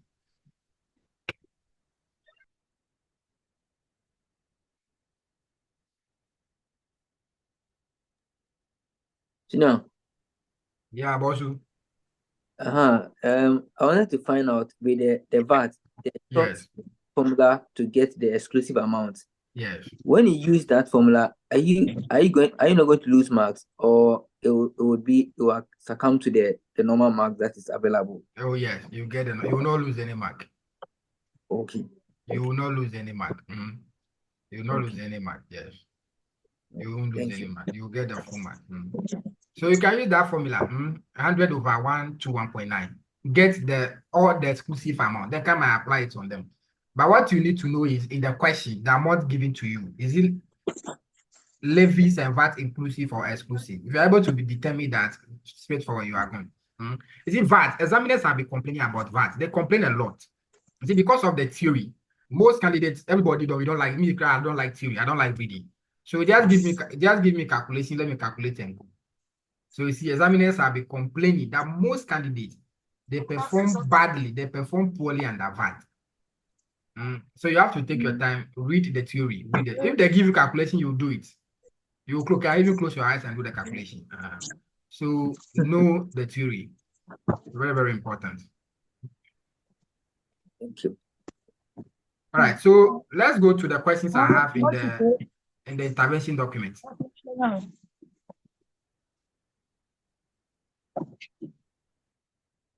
So let's go to who will read for us today? Who will read for us today?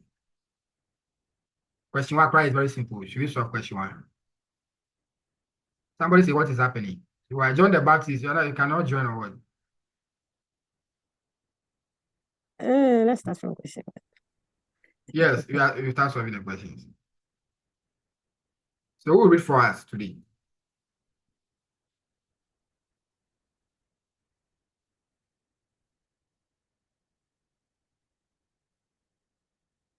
Who is reading for us?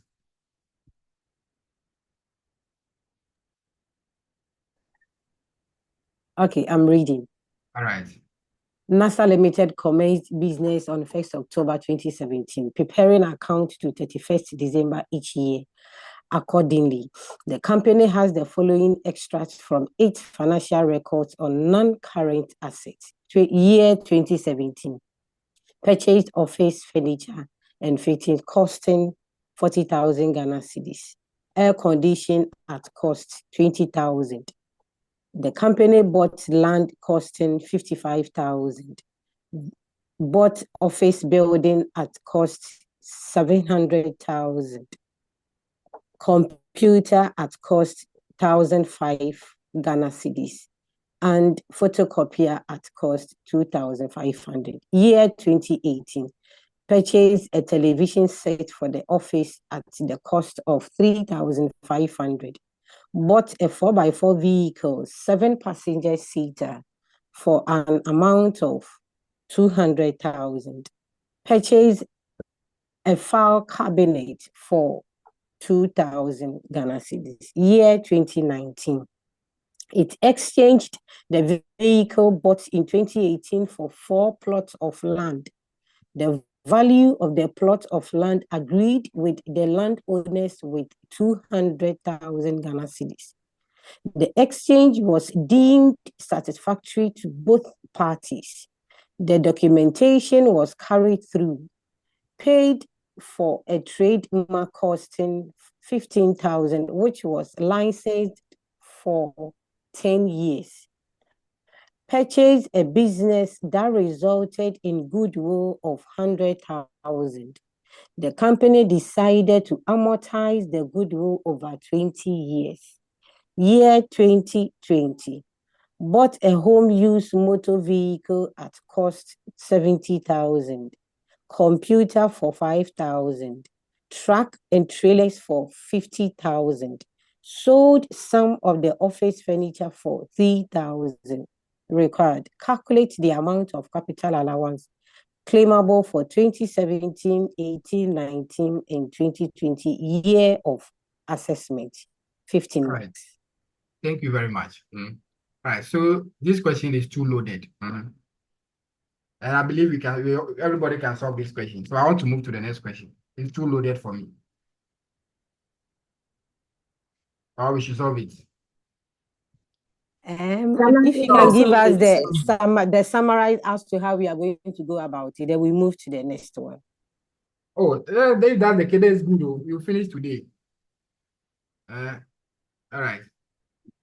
As of now, you guys, everybody, you guys, we are seniors, so we all can solve these questions. But if, let's say, if they ask you in this question that states 2 items with explanation that the company cannot claim capital allowance on, what will you say? State 2 items with explanation that NASA Limited cannot claim capital allowance on for 5 marks. What will you say? Say the land. All right. So the land. The land they bought for 55,000 Ghana cedis. It's not So what it is not a depreciable. All right. All right. Thank you. What again? Goodwill. All right. Goodwill. They decide to amortize Goodwill. it. So goodwill. They say you amortize. Goodwill is not a depreciable asset. We don't grant capital allowance for goodwill. All right. Please, the file cabinet. The file cabinet. Yes. It's class 3 asset too. It's not a depreciable asset. It is. A class 3 asset. Yeah. Okay. Under this thing. Class 3. Yeah, the file cabinet is a class 3 asset. It's a Okay. class 3 asset. So let's see how we are going to solve the question. The company commenced operations on October 1, 2017.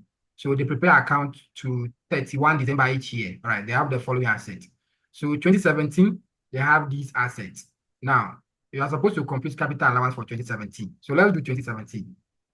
The first asset, so you know the pooling system, how you are going to go about the pool.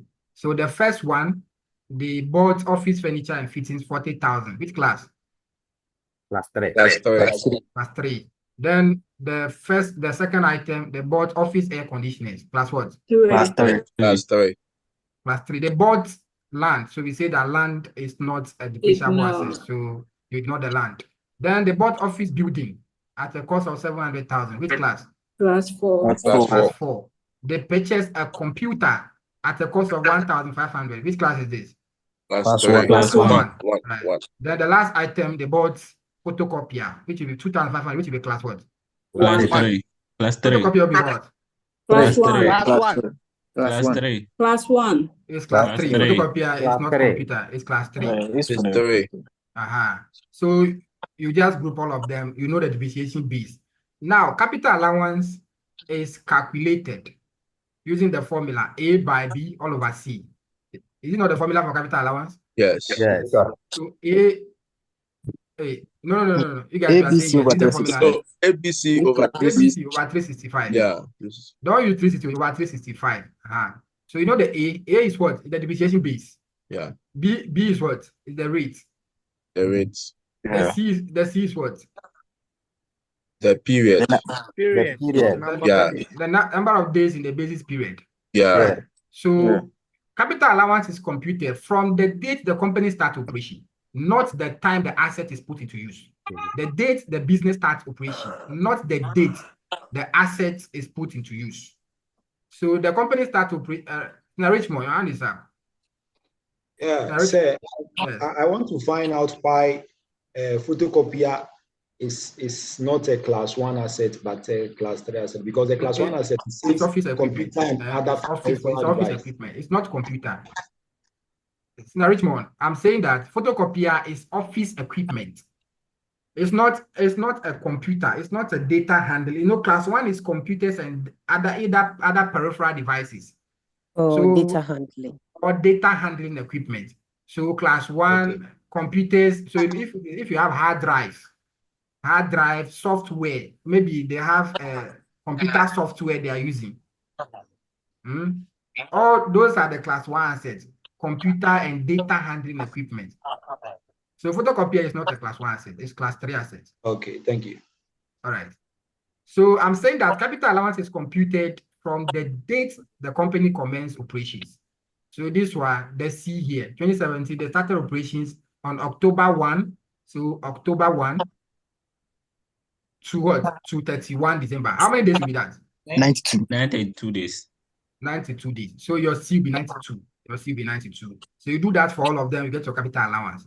Then you come to 2018. Who is that? Somebody want to ask a question? All right. So you come to... Please question. The 92, how you came about it? Sister Juliet, I can't hear you well. Come again, please. My question is how you got the 92. The 92, they said the company commenced business on October 1, 2017.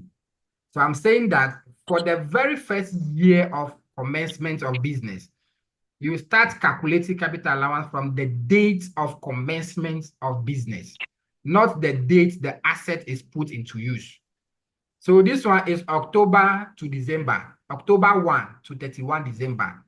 October will have 31 days, November 30 days, December 31 days. That gives you 92 days. Okay, thank you. All right. So you look at the period, the date the company started operations. All right. So you come to 2018. So they bought television sets, which will be class 3, additions to put 3. Is that not it? Then they bought 4x4 vehicle, 7-seater vehicle, 200,000. So what are you going to do? Are you going to limit this value? Yes, sir. Yeah. So we limit it to 75,000 Ghana cedis. Yeah. They bought 5 cabinets, addition to what? To put 3. Put 3 assets. So you add all your additions, you calculate your capital allowance. Then you have your written down value at end. You move forward to 2019. 2019, there was a sale, there was a disposal of the vehicle. The vehicle bought in 2018, the 4x4 vehicle bought in 2018. There was a sale of that vehicle. They sold the vehicle. The vehicle was exchanged for four plots of land. The exchange was deemed satisfactory. Every documentation was in place.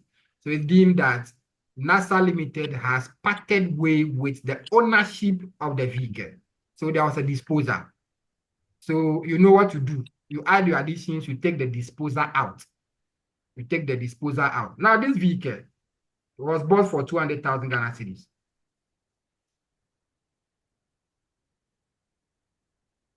Sinatio say let's solve the question in full. Somebody say let's solve the question in full.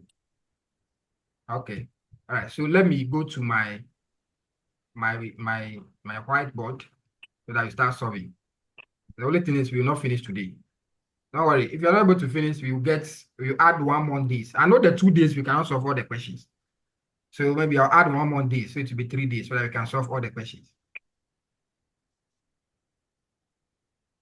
Thank you, sir.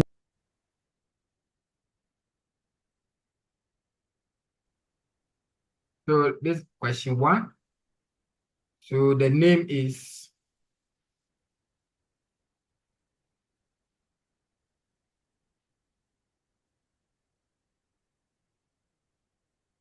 what's the name of the company? NASA Limited. The basis period. Make sure you write this one. The basis period is January 1 to 31 December each year. Then we are going to compute capital allowance. All right. So computation of capital allowance. So first, let's do for 2017 year of assessment. So we have our class 1. The rate is 40%. We have, do you have class 2 assets? Class 2. The rate is 30%.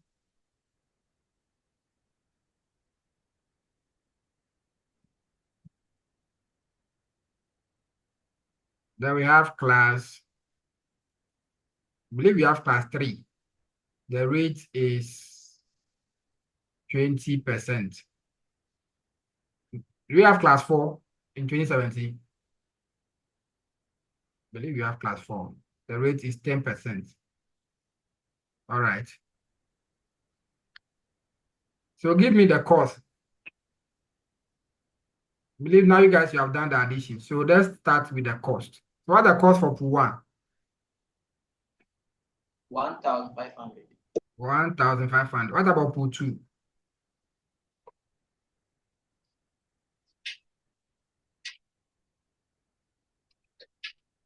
Pool 2 is what?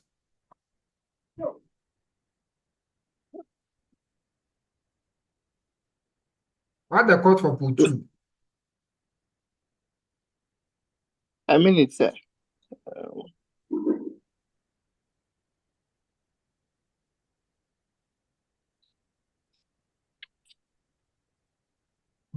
Oh, by now you should finish adding. I don't think there's pool 2 in 2017. There's no pool 2 here. There's no pool 2. There's no pool 2. Okay. Then pool 3. Pool 3, how many do we have? We have 40,000. So this 60,000. Then that would be 62,500. 500, yeah. Not 62,500. Yes, that's it. Then pool 4 is 700,000. Okay. 700,000, yeah. All right.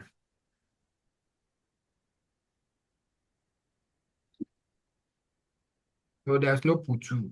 So pool 3 is 62,500. Then this is 700,000. Office building. So let's calculate our capital allowance. So capital allowance. So let's do our workings here. So the first working is capital allowance computation. So let's do for class 1, which will be what? So capital allowance is A by B by C, all divided by 365 days. So that will be 1,500 multiplied by 0.4 multiplied by 92. all divided by 365. How much will you get? 100. 100 and what? 1. 151. So let's approximate the figure to the nearest whole number so that we move fast. So 151, that's all. Yes, please. All right, so let's go to class 3. So that will be 62,500 multiplied by 0.2 multiplied by 92, all divided by 365. So the nearest whole number, the class 4. 8,151. 8,151. 3,151. All right, 3,000. Okay. So 3,151. So our capital allowance here is 151. So the written down value carried down. This one we don't have any. So this is 3,151. The written down value at end. This one, the capital allowance is what? 70,000. So get me the written down value at end. So this is 1,349.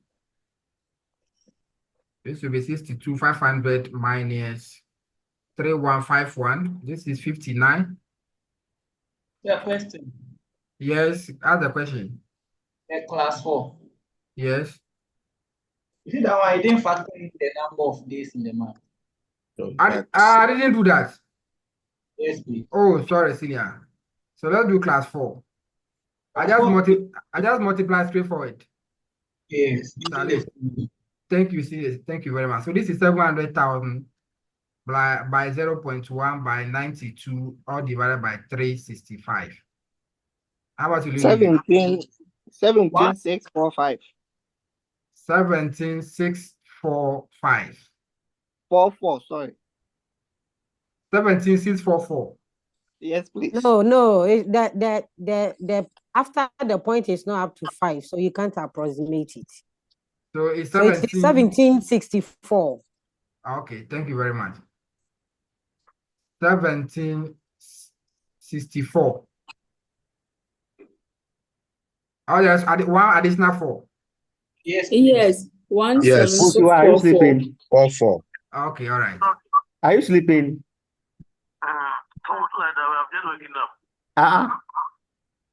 So Right. 17, You didn't listen to Calvin Taylor. 4. All right. So what the written down value at end for pool 4? 682,356. The people are panicking, paying salary 24 for. 6, They pay salary 24. 375. I'm telling you. 356. 356. Who said they pay salary Panicking. 24? So they don't want to. 682, 356. 356. They pay salary 24. Oh. I've gotten the person, so let's move on. All right. So let's go to 2018. 2018 year of assessment. Good. So we have our class 1. What the written down value brought forward? 1349. 1349. All right. 49. I believe, let me do the class 2.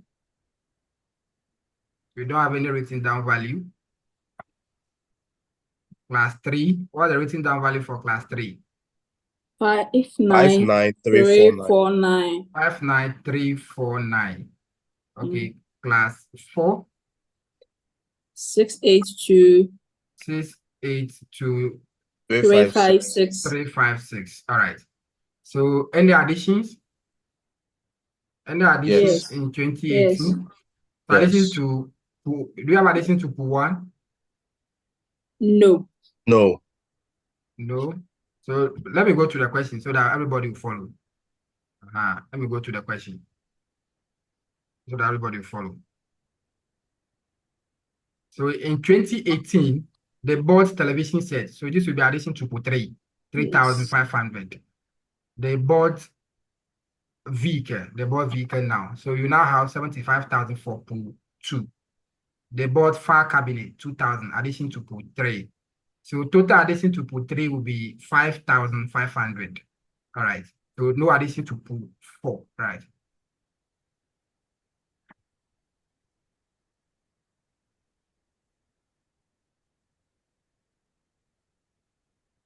So we don't have to have addition for pool 1. So the depreciation base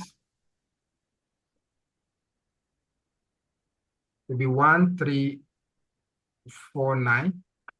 Pool 2, you have 75,000.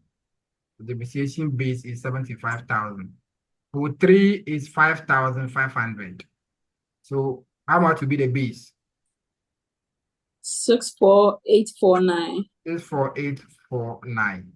So for pool 4, no addition. So the base will be 682,356. So let's calculate our capital allowance. So this one I just multiply straightforward.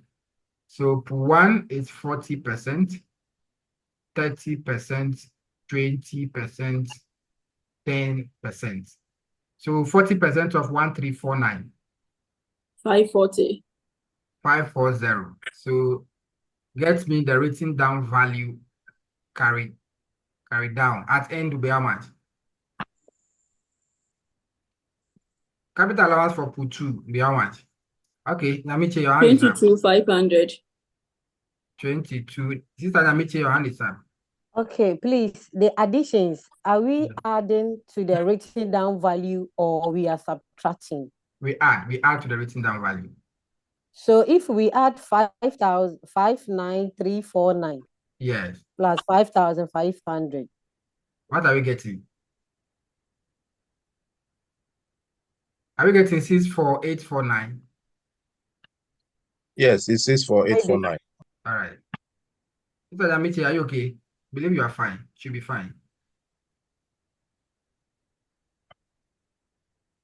So what the capital allowance for pool 3? 64849 by 20%. 12970.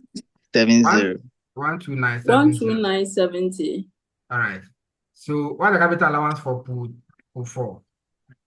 70,000. 70,000. 70,000. All right. So you have to be calculating the total capital allowance. This is why you do the total capital allowance and put it there. So the written down value for pool 1. 808. 809. 809. Yeah. Okay, pool 2. 52,500. 52,500. 52,500. Pool 3. 51,879. 51,879. Yes. Okay. So pool 4. 612,356. 612,356. All right. So let's go to 2019 year of assessment. 2019 year of assessment. So our written down value brought forward. So pool 1 is 809. Pool 2, 52, 500, 51,879, 612,356. All right. Let's go to the question and see what happened in 2019 year of assessment.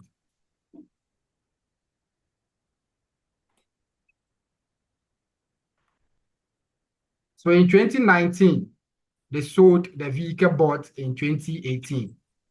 So they sold it for 200,000 Ghana cedis. They sold it for 200,000 Ghana cedis. All right. So what are we going to do here? So you know there was a disposal. So what do we do? You subtract. You subtract how much? 200,000. From From subtract 200,000 from what? Class 2. Oh, class 2 there, we have that value to subtract 200,000. Class 2 there, the written that it's not 52,500. Sorry, class 3. No, it's class 2. It's vehicle. It's vehicle that was sold, so it's class 2, not class 3. We bought paper. Yes, it's vehicle that was sold. So you see, the vehicle was bought in 2018 for 200,000. But for capital allowance purpose, we said the vehicle is a non-commercial vehicle. So we restrict the value to 75,000 Ghana cedis. Now in 2019, they sold this vehicle for 200,000 Ghana cedis. So we cannot compare the whole 200,000 with the 52,500, with the written down value to know whether if they are making a gain or they are making a loss. They dispose the vehicle, so that pool will be dissolved. Because I don't know if there is any addition to the pool 2 again. In 2019, there's no additions into the pool 2 again in 2019. So that pool will be dissolved. How much are you going to include in the pool? So there will not be any value. So it will be 75,000 divided by 200,000 multiplied by 75,000. When you do that, I think you get 75,000. Is that not it? We still get 75,000 again. Is that what we get? Are you guys following what I'm saying? Come again, please. Okay. You see, this vehicle is a 4x4. It's a non-commercial vehicle. The vehicle was bought in 2018 for 200,000. And it was sold again in 2018 for 200,000 again. So actually, there will be a gain because on the normal phase, on the normal calculation, 2018, they used the vehicle for 1 year. So capital allowance or depreciation will be calculated. So you have to compare the written down value with what?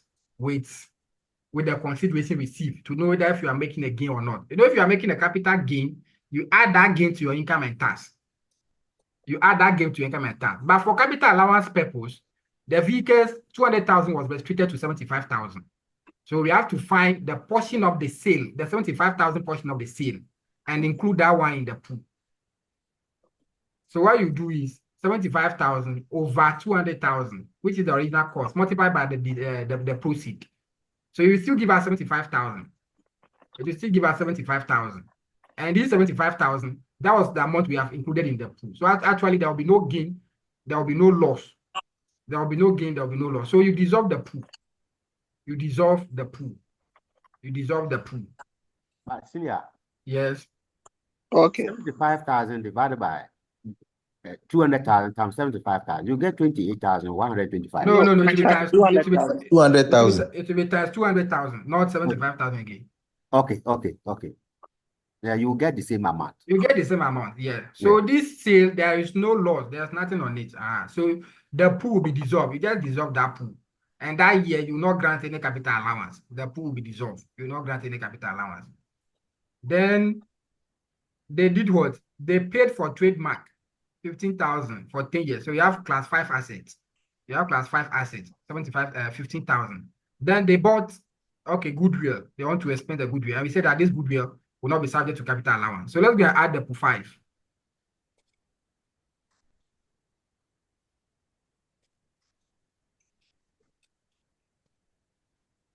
So we have class 5 now. So let me add it here. Class 5.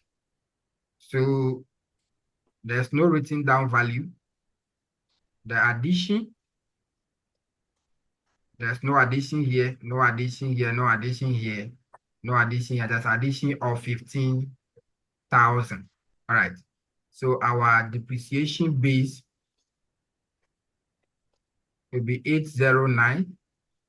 This one, it will still be 5250. We have 51,879. We have 612,356. Then we have 15,000. So there was a disposal. of the vehicle. Okay, no, let me bring the disposal first before I bring the base. So let me bring the disposal first before I bring the base.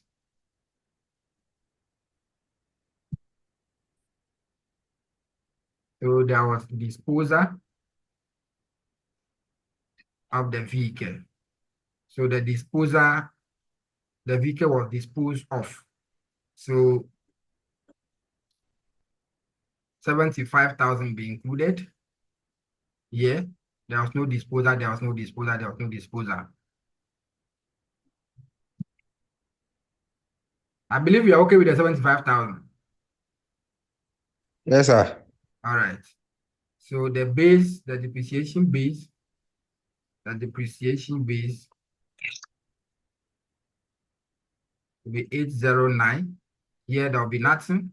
It will be 51879. Here it will be 6, 1, 2, 3, 5, 6. This will be 15,000. So we calculate our capital allowance. So this one we can do the capital allowance. I want to end this question here so that we move to the next question. So you just calculate the capital allowance, multiply the thing by the rate. This one, how many years is for the trademark? 10 years. 10 years. So they divide the 15,000 by 10. I think that will give you 1,500. Yes, sir. So the depreciation every year will be 1,500. Take it out and know the written down value. When you come to 2020, they bought the home use motor vehicle, 70,000. This one, it's just motor vehicle one. The value is not even more than the 75,000. So just come and add this one to PU2. PU2 will be dissolved in 2019. In 2020, PU2 will come again. They bought computers, add it to PU2 one. They bought track and trailers. Track and trailers is which class? Tracks and trailers is which class? Class 2. Class 2. Then they sold office furniture, class 3, disposal. Go and take it out. Then you can come and calculate your capital allowance. Let's go to question 2. Question 2 is on financial cost and financial gain. What the tax rule, what the principle on financial cost and financial gain before we solve the question?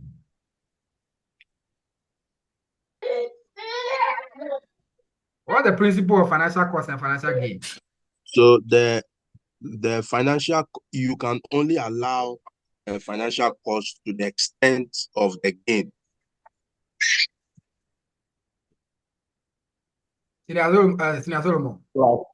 50% of the chargeable income. The gain plus 50% of the chargeable income. Yeah, don't forget, add it. What you said, that is applicable to mining and minerals operation. Mining and mineral operation, financial cost is to the extent of the gain, that's all.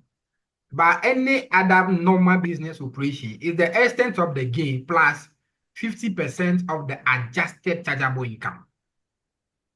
Now, you have to adjust the chargeable income. So it means that when they have included the financial cost and the financial gain in determining the chargeable income, then you have to adjust the chargeable income. So the adjusted chargeable income is calculated without including the financial cost and the financial gain. Now, the excess financial cost, what do you do to it? What do you do to the excess financial cost? You carry it forward for 5 years. Carry it forward for 5. For 5 years. Thank you very much. Thank you very much. So this question, Auntie Namiche, can you read the question for us? Okay, so please, could you please go up? Okay, question 2. Yes.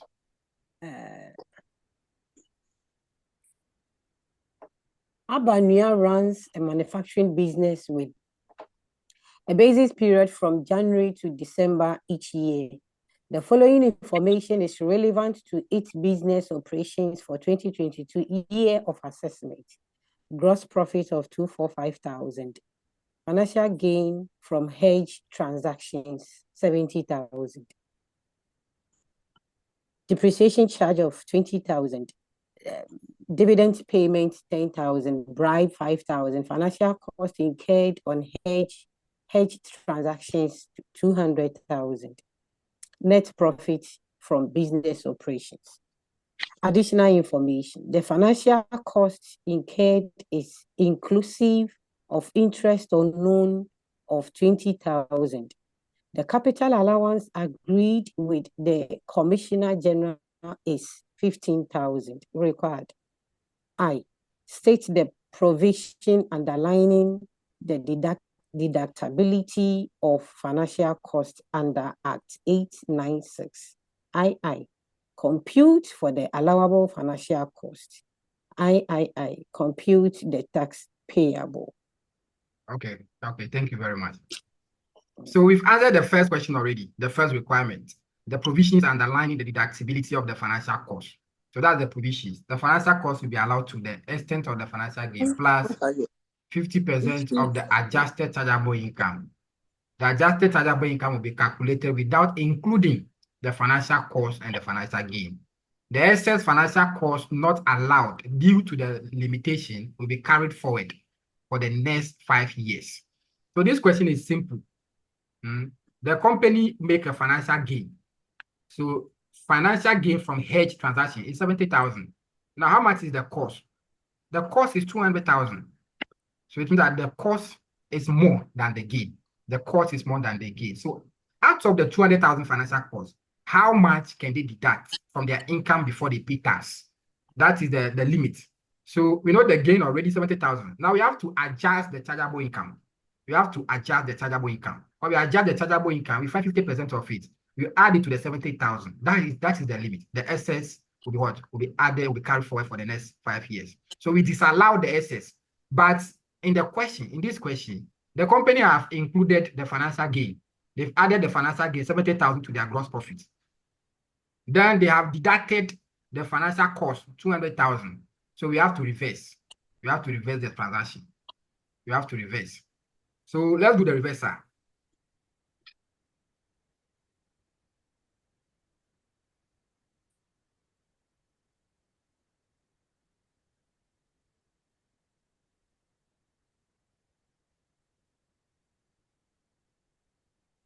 The question 2. What's the name of that person, sir?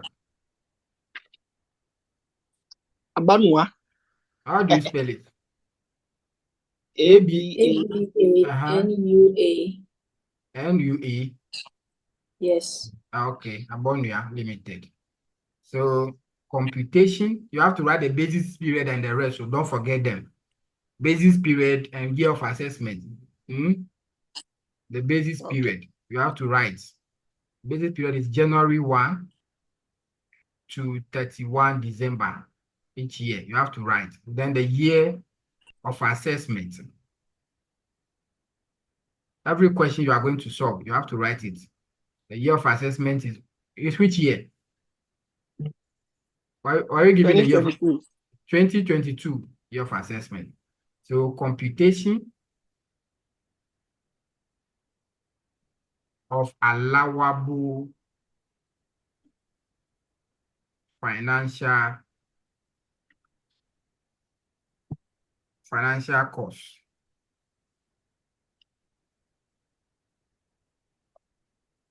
So now let's adjust our chargeable income. So what's the net profit given to us? 80,000. 80,000. 80,000. Now, this is the net profit given to us. This net profit, this is the net profit given to us. The net profit, oh, Charlie.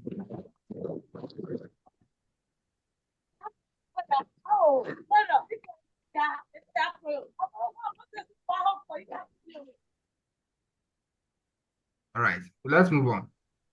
The net profit is 80,000. So let's do the add backs. So what are we adding? Let's do the add backs. There's a depreciation. Depreciation. Okay.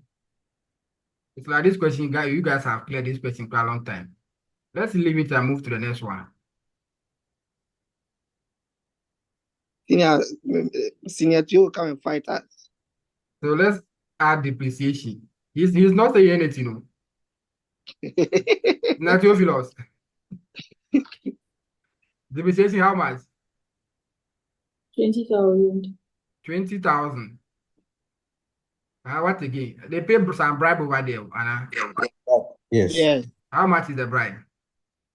5,000. So depreciation and bribe How does the law classify them? They are Bribe is excluded. Depreciation is also what? It's also No, no. excluded. It's also excluded expenditure. The two of them. What again? What do you have again to add? We have to add the Financial. The financial cost. Is that Financial not it? cost. Financial cost. 200,000. But they are telling us that it's inclusive of interest on loan. So 20,000. it's inclusive of interest or loan. How much? The interest on loan is how much? 20,000. 20,000. So it means that'll be 200,000 minus 20,000. That'll give you 180,000. Is that not it? Yes. The interest or loan, that one is an allowable deduction. So you have to allow Yes. that one. Good.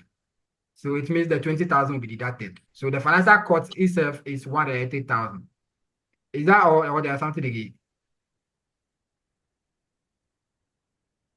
Is there something again? No. No, we will have to do the lesson. The items given there, they're just two. They're just depreciation and the bribe. No, The we other have one is Dividend interest. payment. So what about the dividend payment? Are you guys allowing the dividend payment?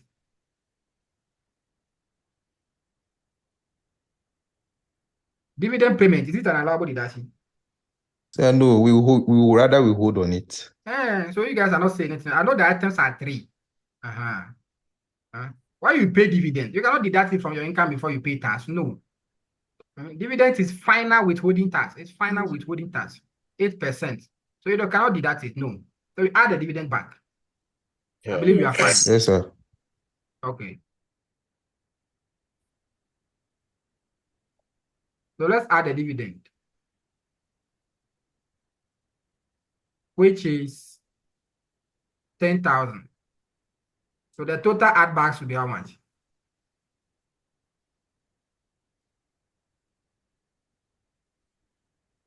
$215,000. 215,000. Good. So add it back. How much will you get? 295. 295,000. Okay. Is that something we can do again? Yes. Less a financial gain. We left the financial gain.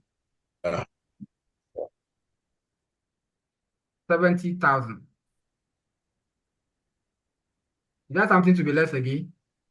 Less capital allowance. Less capital allowance. Capital allowance. How much is the capital allowance? 15,000. 15,000. So when you left the two, how much is our adjusted chargeable income? 210,000. 210,000. Good. This is our adjusted chargeable income. Good. So the allowable portion, the allowable financial cost, it will be equal to what? The gain is how much? 70,000. 70,000. 70,000 plus 50% of what? 210,000. Is that not it? Yes. So how much will you get?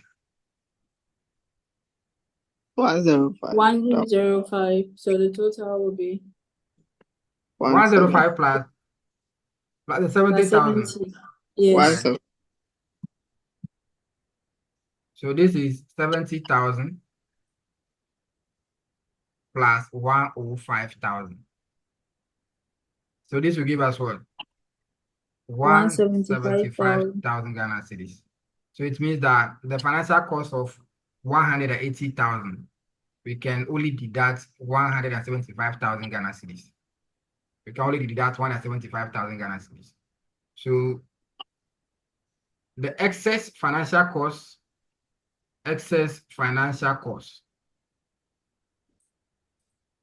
will be equal to 180,000 minus 175,000. This will give us what? 5,000 Ghana cedis. So the 5,000 Ghana cedis cannot be deducted. So we carry it forward for the next 5 years. Now the excess financial cost, we have to go back, add it to our income and tax. Is that not it? Yeah. We have to go back, add it to our income and tax. So I think the next requirement is what? Compute the Tax total payable. tax payable. We should compute the tax payable. So computation of tax payable. So we already have our computation of tax payable. So you have to go through the process again. You have to go through the process again. So we now have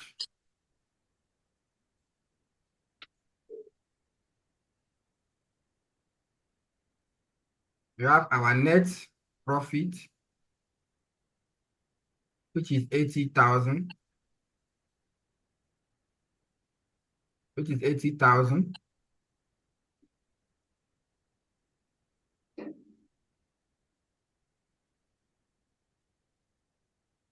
We add the depreciation,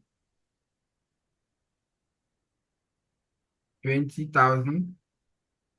We add the bribe, which is 5,000. We add dividend, which is 10,000. The excess financial cost, which will be 5,000. Is there something to be added again? No. What will be the total here?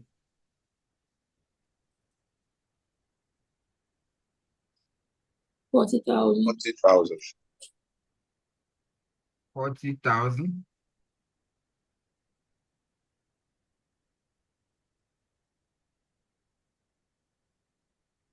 Are we doing the right thing? Yeah.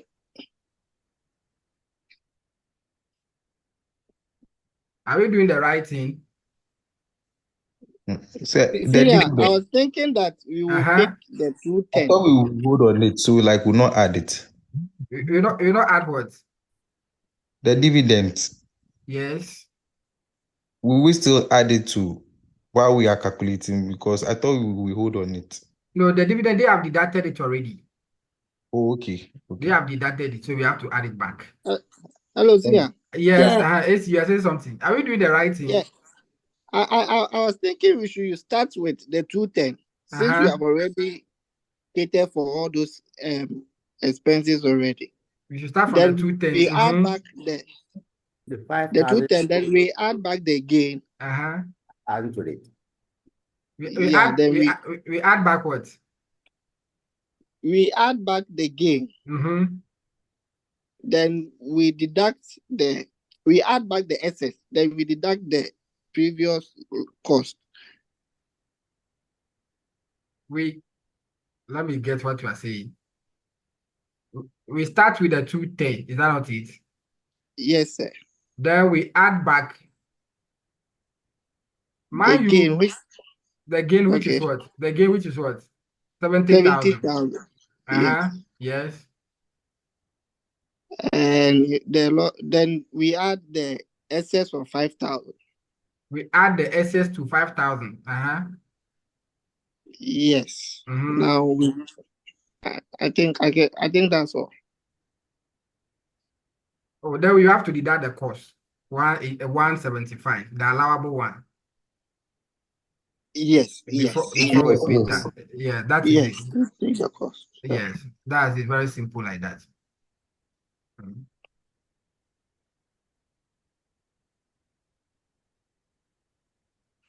So this way you don't have to go through the rule process again. No, we have done that already. So just take your adjusted chargeable income. Just take your adjusted chargeable income, which is 210,000 Ghana cedis. Now, this one, the adjusted chargeable income, we have deducted the gain. We have deducted the gain. So add back the gain. So we add the financial gain, which is 70,000. Then we add the excess financial cost, which is 5,000. So this will give you 75,000. So this will give you 285,000. Now we deduct the financial cost, the allowable financial cost, which is 175,000. Then we now get our actual chargeable income. So how much will be the actual chargeable income?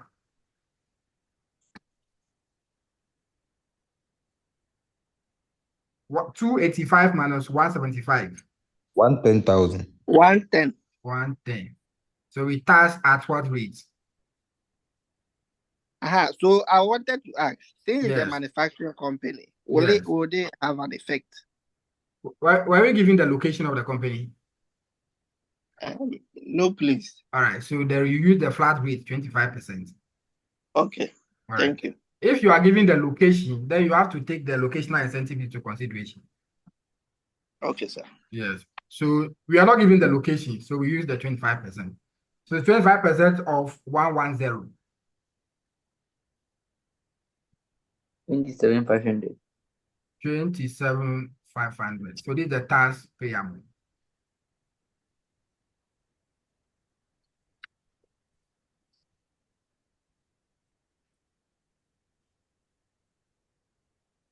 Small question like that. It involves something. But see, the mark is not 7 mark that is given to the computation. Yes. 7 mark, you cannot just do small things, so something small and get 7 marks. No. Sir, Yes. can you please take the provision for me again, please? The computation of tax payable is 6 marks. So, can I please do what? Take the provision. The provision. Yes, please. Okay, so the provision is that the financial cost will be allowed to the extent of the financial gain plus 50% of the adjusted chargeable income. So Okay. the adjusted chargeable income will be calculated without including the financial cost and the financial gain. So that's what we have done first. If you look at the question, first of all, they added the financial gain and they have deducted the financial cost. So first of all, we have to reverse it. So the adjusted chargeable income will be calculated without including the financial cost and the financial gain. So in the question, if the financial gain is added and the financial cost is deducted, you have to reverse it. Okay. You have to reverse it. So that's what we have done. So the financial cost was added. So we have to what? It was deducted. So we have to add it back. And in this question, we were told that the financial costs include 20,000 interest on loan. And interest on loan is an allowable deduction. So that one is in place. So it means that the actual financial cost is 180,000 Ghana cedis. Okay. So we have to add the 180,000 Ghana cedis back. Then the gain was added. So we have to deduct the gain. So we deduct the gain, which is 70,000 Ghana cedis. But the other, you do the adjustment with the other things. So this one, we've done it without including the financial cost and the financial gain. So the chargeable income is 210,000 Ghana cedis. You find 50% of it. 50% of it will give you 105,000 Ghana cedis. Add it to the financial gain, which is 70,000. So it means that the financial cost of 180,000, we can only deduct 175,000 Ghana cedis. The excess amount is 5,000. This one will be carried forward. Carry forward. You tell the examiner for the next 5 years. The examiners have been complaining that candidates they can calculate, but they cannot interpret the calculation they have done. So anytime you do calculation, write something brief about it. So this excess amount, what would they do it to you? So Abanuya Company Limited can carry the 5,000 forward for the next 5 years, but we will disallow it. The 5,000 will be disallowed. So it means we have to add the 5,000 back to the chargeable income in tax. So in computing the tax payable, you only take your adjusted chargeable income because you have done the other things already. So just take your adjusted chargeable income, come and add the gain. This one, the 210 does not include the financial gain because we subtracted the financial gain here. So come and add the gain back. Then add the excess, which is the 5,000, which is disallowed. We add it back to the income. Then we now have to come and deduct the allowable portion of the financial cost, which is the one at 75,000. We get our actual chargeable income, then we tax it. Okay. All right, so let's go to the next question.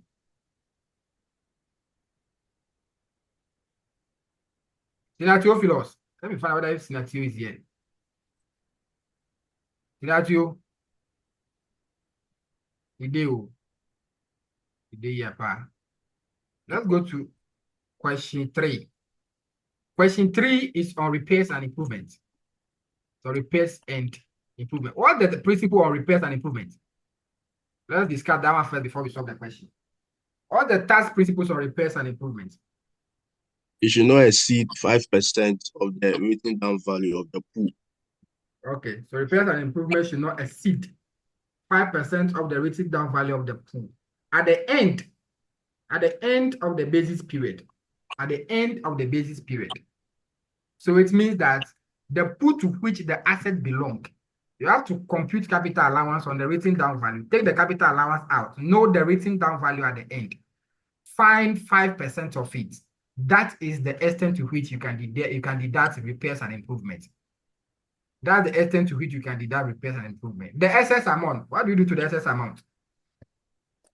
The excess amount, you add it back an addition to the pool.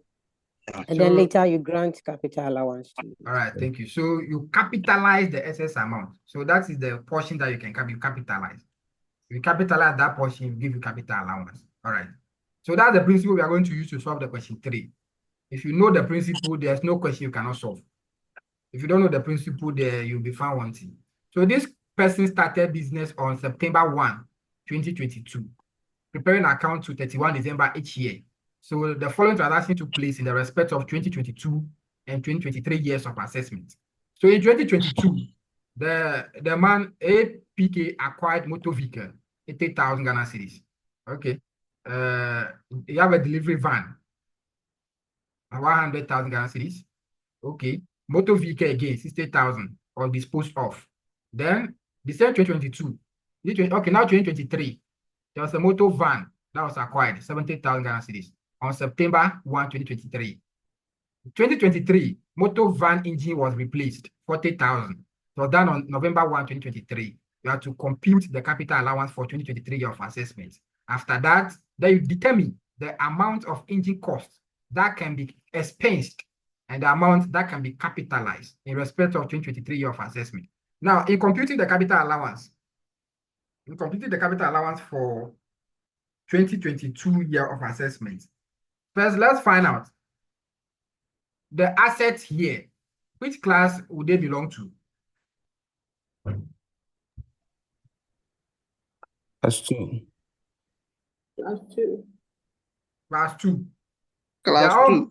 They are all motor vehicle class 2. All right.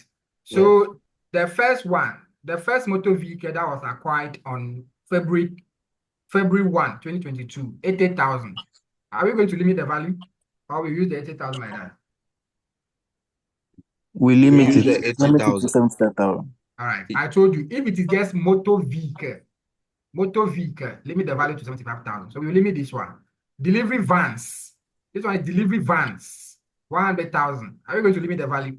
No. All right. So it means that the total cost of the pool will be what? 175,000 Ghana cedis. Yes. That's it. Good. Then December 2020. Okay, now disposal was done in 2023. So we grant capital allowance. Then we can. So let's solve the question. Let's start solving.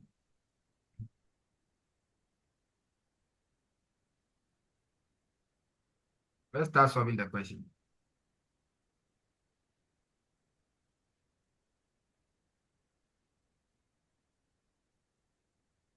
So this is question 3.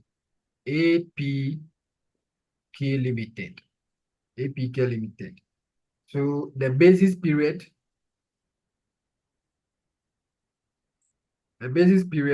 for 2022 will be January. Is it January? The basis period for 2023 will it be January? First September. From September. All right. Thank you. So it will be from September. So it will be September to December, September 1 to December 31. Okay. Then the basis period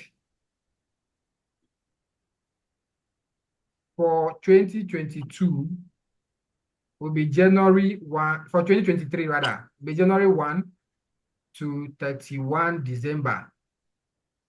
Good. We have to calculate capital allowance. So that's the first requirement.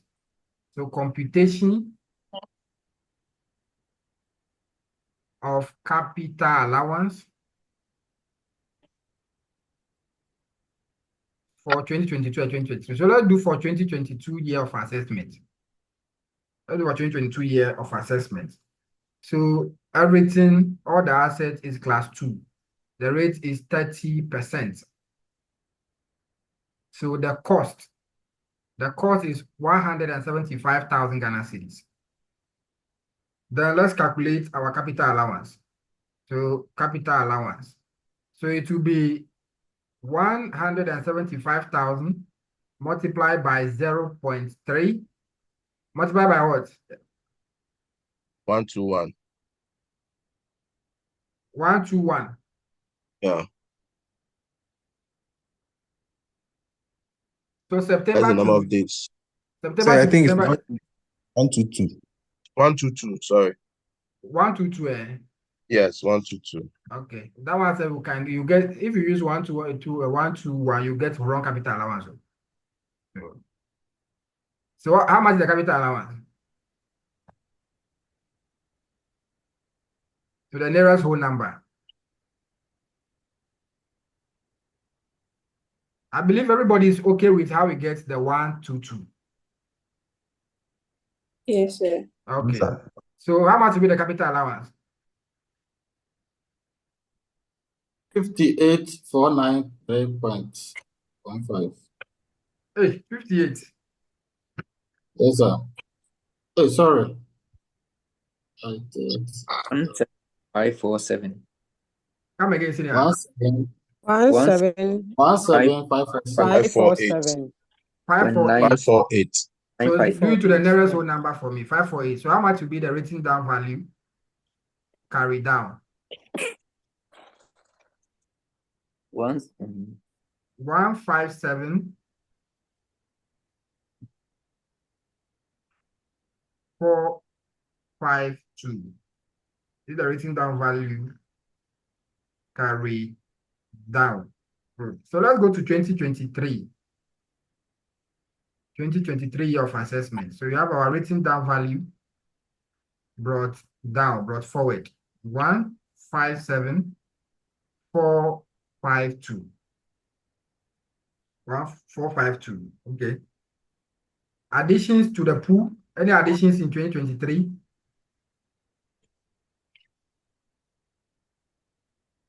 Any additions in 2023? Yes. So the addition is how much? 70,000. 70,000. Okay. Any other addition again? The engine. The engine was replaced. Is that not it? Yes, please. Okay. So let's do that workings. So let's find the allowable portion of repairs and improvements. So let's do that workings. So workings. Allowable repairs and improvements.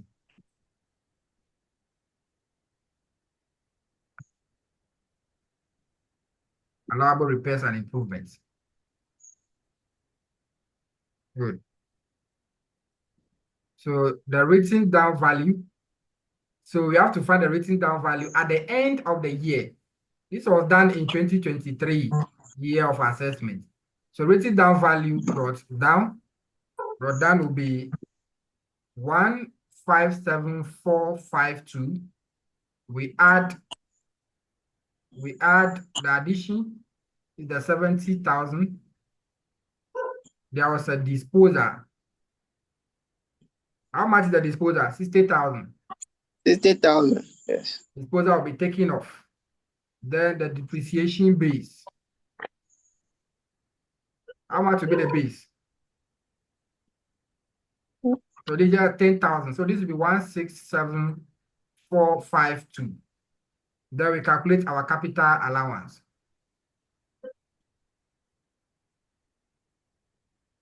We calculate our capital allowance, which is 30%. So 30% on this value, how much will you get? I'm getting 50235. 36. All right. So the written down value at end, carried down, give you how much? This will give you 117,216. So this is the written down value at end. Now, the amount of repairs and improvement. The amount of repairs and improvement. How much is it? 40,000. 40,000. So the restriction. This will be restricted to what? 5% multiplied by 117,216. How much will you get? 5861. 5861. So the amount, the excess amount. So this is amount to be capitalized.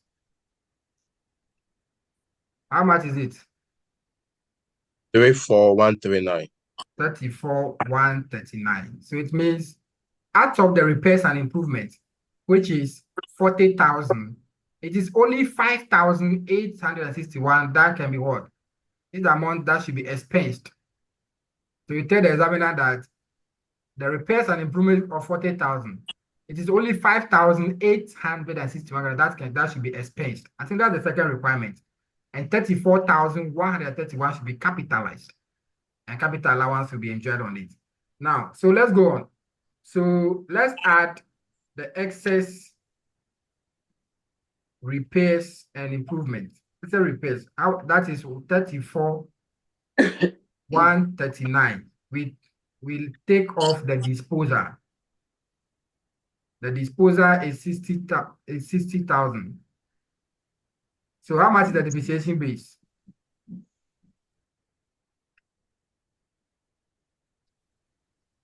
The base will be how much? 201,591. 201,591. So 201,591. So just calculate the capital allowance on it. Multiply this by 30%. That will give you the capital allowance for 2023. Then you find the written down value at end. Find the written down value at end. I believe we can move on. Yes. Okay.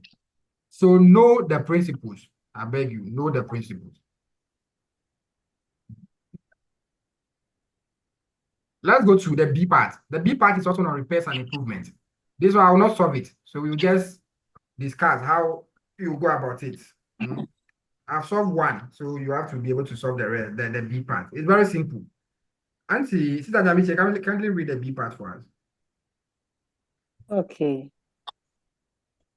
The information below was extracted from the books of Ziptos Company Limited for the 2022 year of assessment. Ziptos Company Limited declared a profit before tax of 519,000 after deduction depreciation charges of 187,000 and the following information. Repair repairs and improvement amount for 2022 year of assessment as follows. Plant and machinery, 75. Motor vehicle, 69. Written down values at assets on which repairs and improvements were made as at 1st January 2022. Plant and machinery, 200. Motor vehicle, 105,000. Additions to fixed assets in the year 2022 were as follows.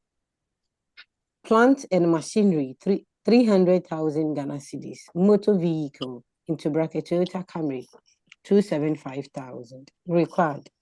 Compute the capital allowance deductible for Exhibitors Manufacturing Company Limited for the year 2022. II. Compute the amount of repairs and improvements that is not allowable for deductions in the year 2022. III. Compute the adjusted chargeable income for Exhibitors Manufacturing Company Limited for the year 2022. I'm done. Okay.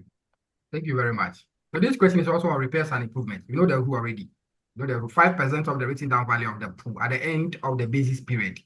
Excess amount to be capitalized and capital allowance will be granted on it. So the first question, you have to compute capital allowance for 2022 year of assessment. You have to compute capital allowance. So it's very simple.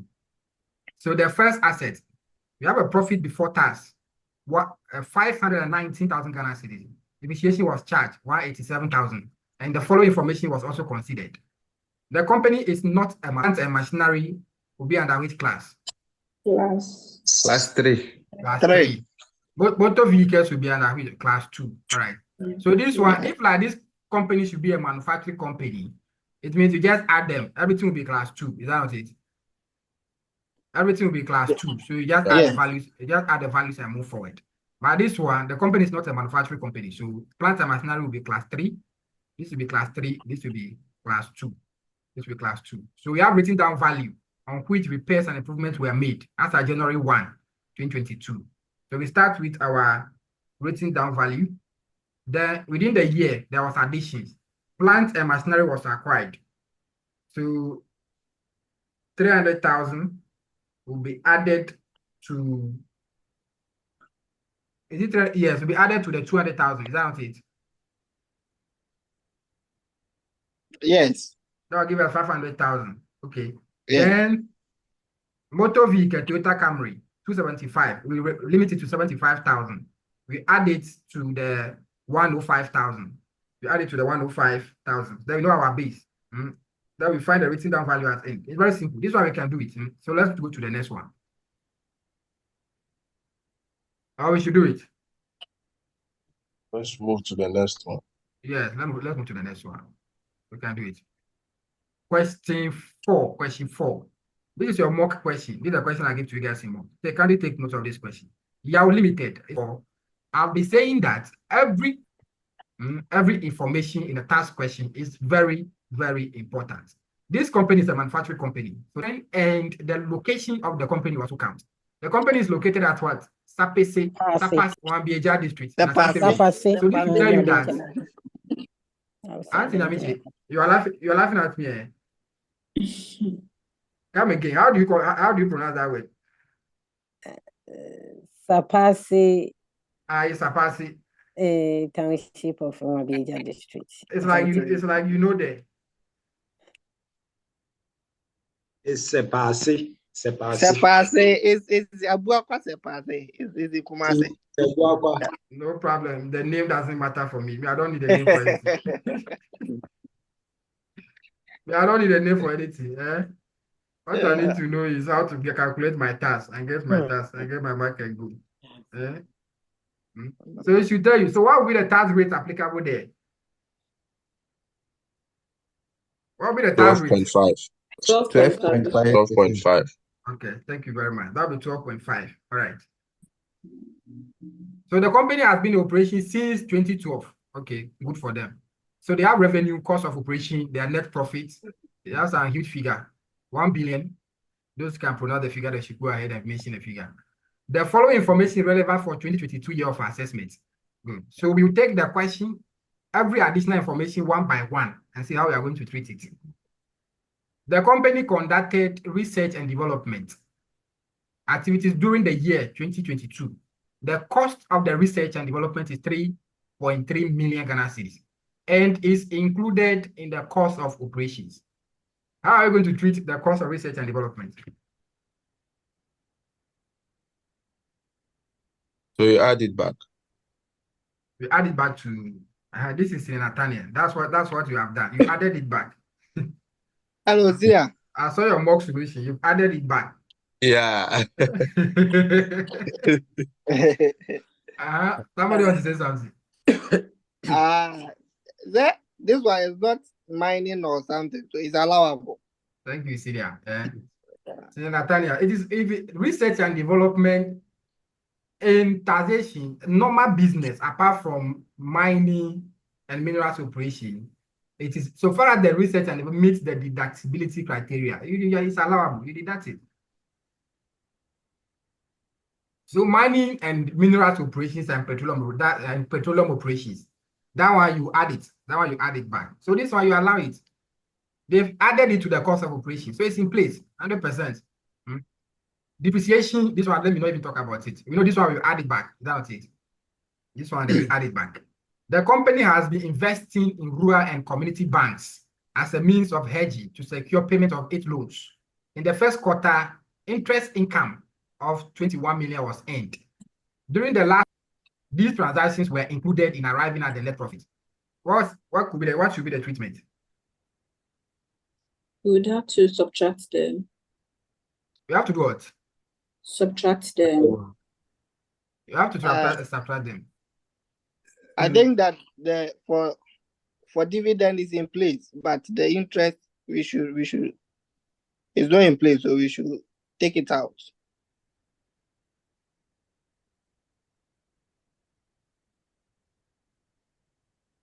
Sina AC, what's your full name? That AC is sitting there. I don't know if that is air conditioner or what. What's the name? Richie. Richie. What's the name? Richie. You said the dividend is in place. It's an investment income, so we have to take it off. Auntie Agnes, wait. Sina Richard is saying the dividend is in place. They should add it, but the interest too is what? The interest there is not in place. They've added it to their profit too. It's an income that they will. So they added. Should they add it to their income? No, the dividend should be deducted. It's subject to 5% final withholding tax. 5%. 8%. I heard 5%. That's the reason I want to know if it is 5%. The interest and the dividend, they are all 8%. Yes. See, the dividend is what? It's what final withholding tax, 8%. When the withholding tax is final, we know that you don't have to add that income to your income when you are calculating your assessable income. You don't have to add it. So them adding the dividends is not in place. So we have to we subtract the dividend. What about the interest? The interest will be subject. It's an investment income. So 8% withholding tax. But that one is on account. Interest is on account. It's not final. So should they have to add it to their business income? That is my question. No. Yes. So you have to take it out. Then we treat it as income from what? Investment. Income from investment. You don't have to add it to your business income. No. So we take it out from the business income. Dividend, they are not at all. That one is over the bar. Dividend, they are not at all. They will, if the 8% will be withhold on the dividend, that ends it. That ends it. Let's go to the next one. Refreshment and entertainment, 1.44 million. It was done in respect of what? Managing director's birthday party. And they added it to their cost of operation. Is that in place? No. Domestic. No, we have to add back. We add back. Costs incurred on production platform and structures of permanent nature to improve access to the production ground, including machinery boards, amounted to 26,400,000. This was added to cost of operation. Is that in place, or we should disallow it? Disallow it and grant it. Disallow it and grant capital allowance. How are you going to grant the capital allowance? Added to the cost of the machinery. It is not only machinery. Structures are there, buildings are there, which is class 4. Machinery is what? It's a manufacturing, which is class 2. How are you going to do it?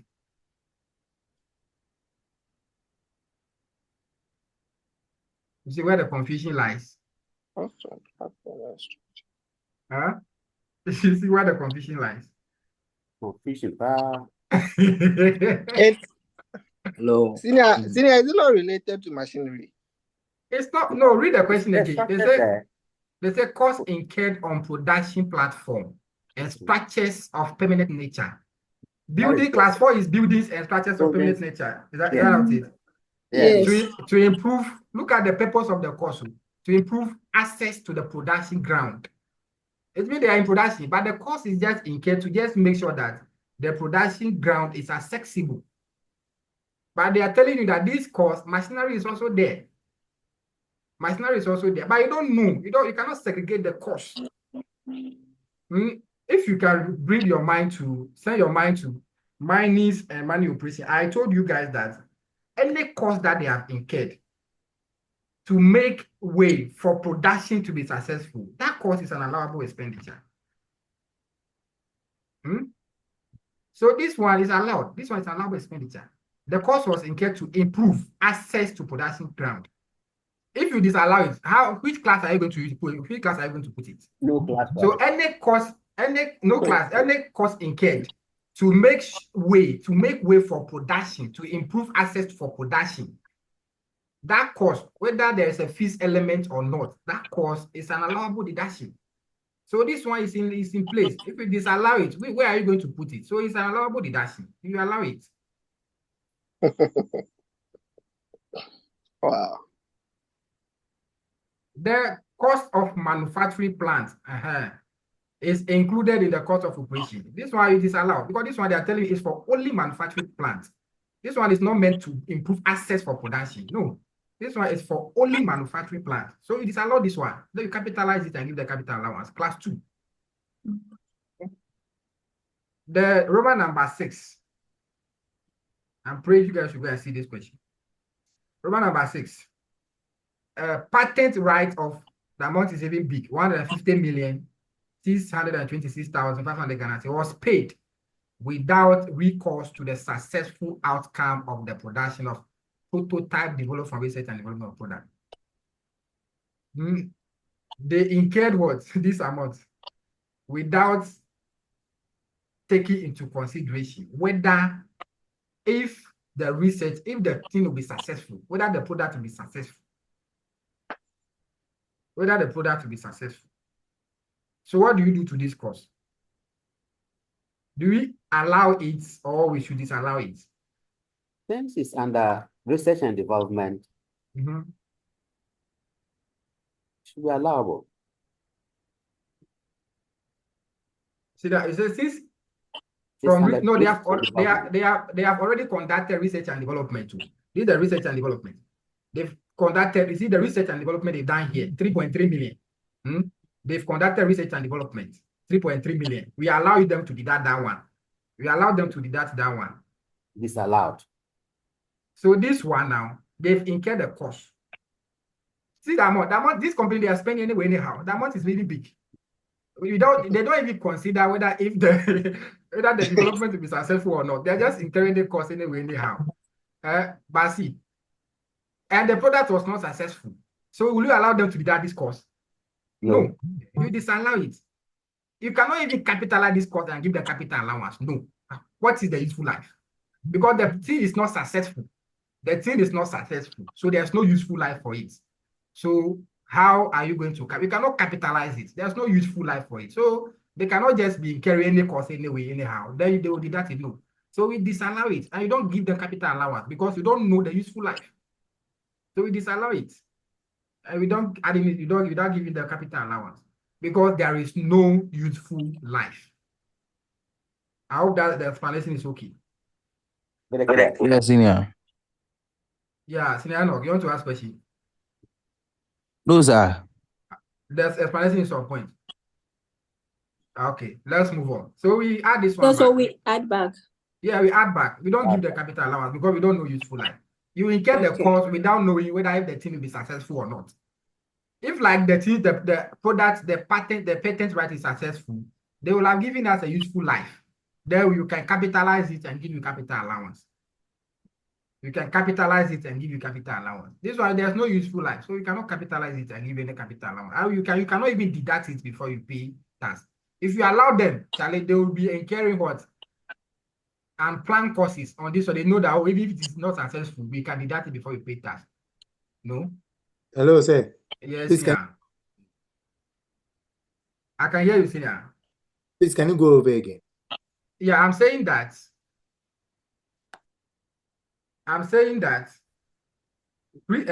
intangibles, we know that intangibles are excluding goodwill, interest in land, and the rest. They are allowable. They are what? They are capitalized. You get capital allowance on it. But if you incur a cost in developing an intangible asset and the outcome is not successful, in that case, you don't know a useful life. We cannot capitalize that cost and give you capital allowance because there is no useful life. And at the same time, you cannot deduct that cost from your income before you pay tax. If you allow them to be deducting such costs, they will incur so many costs on developing what? Intangible assets. Then they know that, okay, even if the outcome is not successful, they will deduct that cost before they pay tax. So we cannot. So we add this cost, but we disallow it. We add it back. See now, you see, these things, under exam condition, the analysis will not come like that. The moment you see the patent right, you know that it's intangible then. But there's no useful life for it. So how are you going to capitalize How it? are you going to capitalize it? You find a way. How can you find a way? How will you find a way? There's no way you want to find a way. I saw people capitalizing the thing. I say, how are you calculating the capital allowance? I saw people capitalize it in the mock. I say, hey, people, you are doing well. How are you granting the capital allowance? But you see, that's what you said. And as I'm listening to this, immediately you see patent right. Oh, you disallow it fast, and come and grant capital allowance. That's where you get shocked. There's no useful life. 10 fresh graduates were recruited in 2020. Yes, yeah. That means why we adding the amount for the patent? Why? Because you're not told it was included in the cost of operations. So I'm thinking we just ignore. You are thinking what? Like we'll ignore that amount. All right. You are told that the following additional information is relevant for the 2022 year of assessment. It means that all this information were considered before they get what? They get the net profits. Whether we are told that they have considered it or not, whether we are like the other one, they were telling us that they've included in the cost of operation. It is not all of them that they will tell you. It is not all that the examiner will. Even sometimes the examiner will just be silent. They will not say anything. The examiner will not even say anything. But read the preamble. The following additional information is relevant for the 2022 year of assessment. Which means that they have considered all this information before they arrive at the net profit above. Are you okay? Yes, please. Thank you. All right. So they've recruited 10 fresh graduates, and they were paid 1.8 million as salaries. Total workforce is 60%. So we know the additional incentive, the additional deduction given to companies when they recruit fresh graduates. What the stress? How do you calculate the additional deduction? If the fresh graduates are less than 1%. You have 1% of the total workforce. The relief is 20%. So that is 0 to 1%. Yeah. You give them what? 20%. No. 20%. 10%. 10%. It's 10% of the wages and salaries. If it is between from 1 to 5, 30%. And then 30%. More than 5% give them what? 50%. 50%. All right. So this is what we are going to use to compute the additional deduction. They said the first graduates were paid 1.8 million. The first graduates are 10. So that will be 10 over what? Over 60. Multiplied by what? By 100. What's the percentage? What's the percentage? 16 points. So it's more than 5%. So we give them half of the 1.8 as additional deduction. But mind you, The fresh graduate must what? They must have graduated from what? Recognized tertiary institutions in Ghana. Okay. But in this question, we were not told. You are not told. So you assume that all of them have graduated from what? From recognized tertiary educational institution in Ghana. If like some of them have not graduated from recognized tertiary institution in Ghana, the question will say, so you exclude those people. You exclude those people. Written down value of depreciable assets of the company brought forward from 2021 to 2022 after 3 years capital allowance was granted stood at 600 million. This was certified by the audit unit of the GRE. So it means that the written down value of the depreciable assets, So Solomon asked question on the page that is confused. We are not told which class of depreciable assets is this. Is that what Yes. We are not told which class of depreciable assets. So these depreciable assets, they are the manufacturing plants. So you see, if the question is like this, tell the examiner, write note to what? To explain your treatment, how you treat the items. Tell the examiner that this one, the depreciable assets, we are not told which class of asset they are. So the company is a manufacturing company. It's a manufacturing company. So the depreciable assets, you assume that the depreciable assets are the manufacturing plants. So in that case, you are classifying them under pool 2. Write that note to your solution. The examiner cannot see that and say, you not mark you down. He'll mark you down. He'll give you the full mark. So you have to compute the tax payable. So this question is not a pass question, but it's for 15 marks. It's not for 12 marks. But you know me, in the mock, I've loaded the question, so I have to adjust the mark. Yeah. I have to adjust the mark. Yes. I can hear you, Senior. The 600 million. Yes. So you classify everything under class 2. Yes, everything under class 2, yes. Okay. Even in the year, what the depreciable asset was acquired. Manufacturing plant was acquired in the year. Manufacturing plants, it was only manufacturing plant that was acquired in the year. So you just add this one. And this one, are you going to be finding any cost or anything? Are you going to be finding costs? No, you just take the whole amount. No, written down value. Yes, so class 2 is on reducing balance basis. So you don't need cost. If it is class 4, then you have to go and find the cost. If it is class 4, then you have to go and find the cost. So you know how you get the cost. Just gross this amount. 3 years capital allowance was deducted already. Class 4 is 10%. 3 years capital allowance has been deducted already. So go and find the cost. It means this one is equivalent to what? To 70%. Just divide this one by 0.7. That will give you the cost. Like the way we do it under minings and minerals operations. Minings and minerals operation, capital allowance is on straight line. Everything is on cost. So when they give you depreciable as written down value, gross it up, find the cost because the capital allowance must be on cost. So if like this one, the question says that categorically that the depreciable assets are buildings, it means you have to get the cost.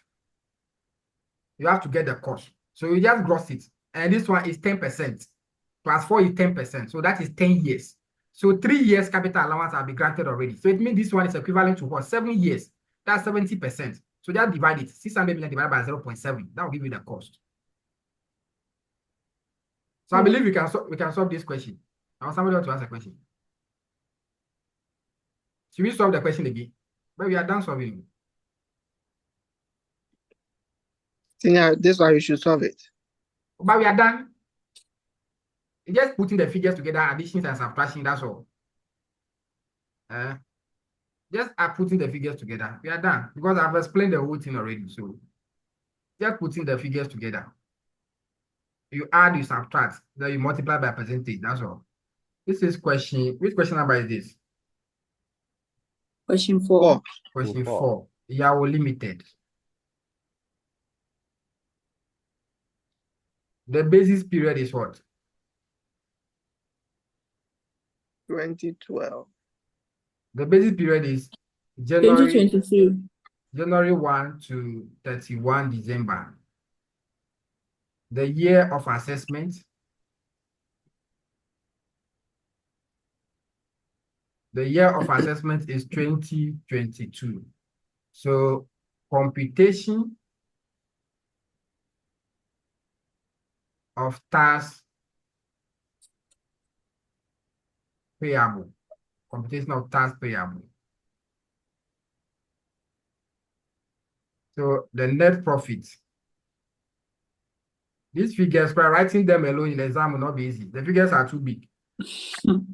And you cannot even put 3 zeros at the top because some ended with 500. I saw some figures like that. So you have to write everything. You go write tire. So the net profit is what? 1 billion. 125 510. 510,000. Okay. So let's subtract the things that they have added to the net profit that they are not supposed to add. So let's subtract them. Interest. So let's take the interest out. How much is the interest? 12 million. The interest is 21. It's not the 21 million. Yes, 21. Yeah, Interest is okay, 21 million. Then dividend. Is 12. Dividend is 12 million. Yes. The total will give you what? This is 33 million. Take it out. Take it out and see how much will you get?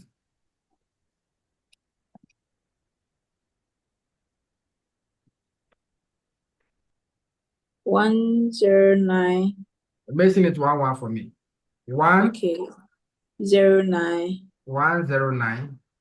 25. 25. 10. 10. 00. 000. Yes. Okay. All right. So now let's do the add backs. Add back the following. So there was depreciation. Even if we cannot solve the question, add that one back and get that tick. How much is the depreciation? 636,000. 636. 750. 750,000. Yes. We add the refreshment and entertainment. It was for the MDs. Is it birthday party or what? Yes. You should go and be enjoying. You think you allow him to deduct it before you pay tax. 1 million, not even small amount. 1,440,000. Then what again are we adding? Cost of manufacturing plant. Okay, We are adding. manufacturing plant. 600,000. Is that not it? Yes, please. Then the patent. The patent right. 150. 626. 500. 500. Yeah. Is there anything to be added again? No. So the total Then we are add backs. lesson. The total add backs will be how much? Okay.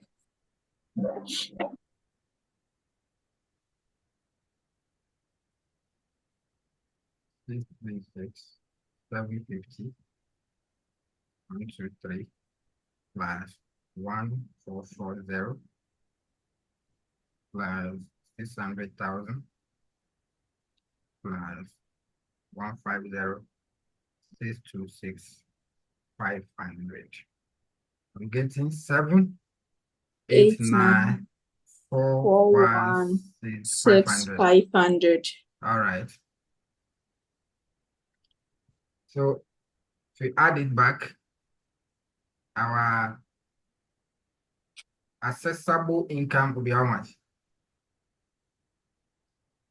Our accessible income from business. Our accessible income from business will be 188. accessible income from business.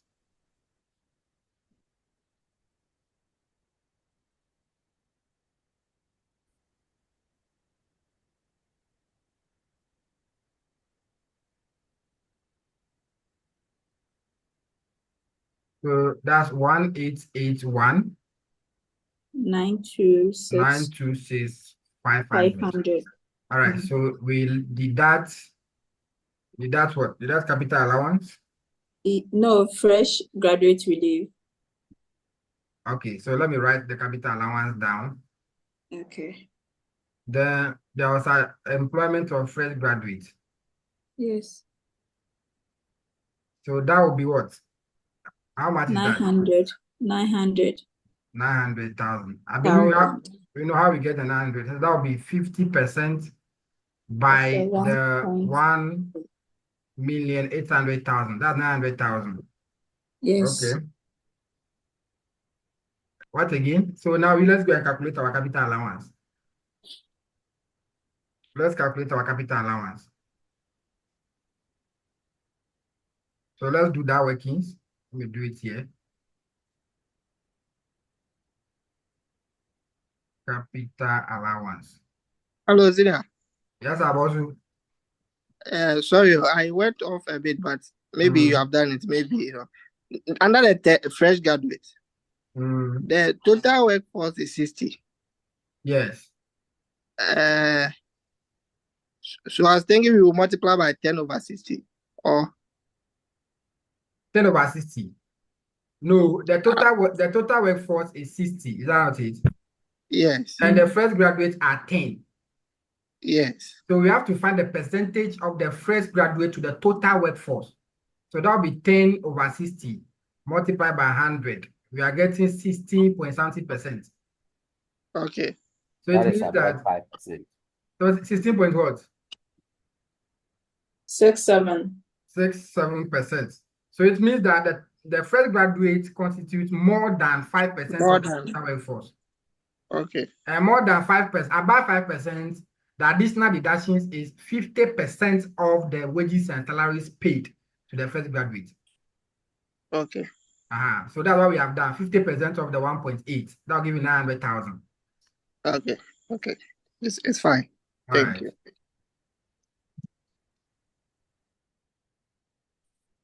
So let's do the capital allowance. Very simple. They gave us the written down value. So everything is class 2, which is 30%. So the written down value is, how much is that? 600 million. 600 million? Yes. Okay. So let's add the addition. The manufacturing plants. 600,000. 600,000. Yes. So the base will be how much? 600 million, 600,000. 600 million, 600,000. So let's calculate the capital allowance. So just multiply this by 30%. 180 million. 180. 180,000. So this is our capital allowance. We don't need the written down value at end again. So our capital allowance is 180,180,000. So the total additional deductions will give you how much?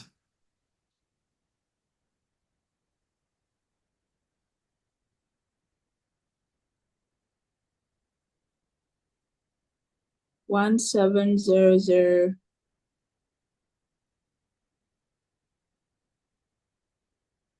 1700. 846,500. I'm not sure. The capital allowance is 180,000, 180 million. Is that not it? Yes. 180,000 plus 900,000. It's not money as well.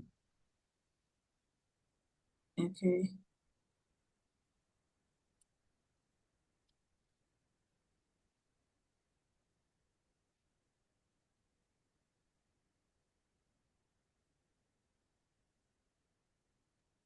I'm doing that. 181,080. 181,080. Oh, okay. I did the total, sorry. Okay. I did the total. Yes, please. Okay. So this is chargeable income. This is chargeable income from 1700. 1700. 846. 846. 500. 500. Okay.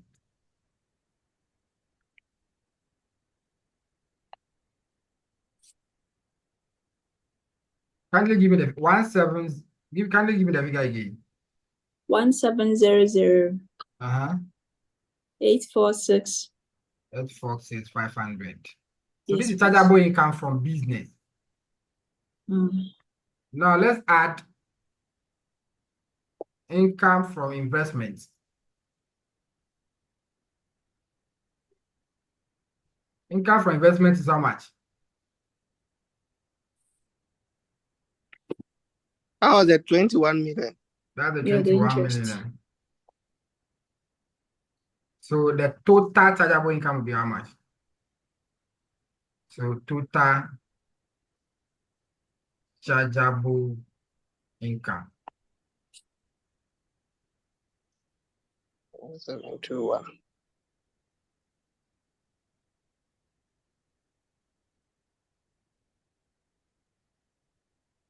One 721.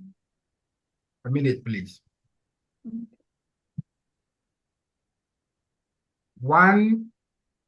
721 846 846 500. Yes. All right. So let's calculate our tax. Tax at 12.5%. So I think it's supposed to be 18.75 because Sepase it's in Kumasi. Kumasi, yeah. At that time. It's in not where? It's in Kumasi. They said Kumasi district. No. It's in Wabieta district is not Kumasi. So they said Ashanti region. They say Ashanti region. It's not Kumasi. So Wabieta is not Kumasi. So it's 12.5. Yeah, so it's at 12.5. Yeah. So what the tax? So we are not going to consider the Kumasi, the Ashanti region. No, it's in Ashanti region, but it's not in the regional capital. It's outside. It's outside the regional capital. Okay. Sapase is outside the regional. It's not the Kumasi itself. Okay. So the rate is 12.5%.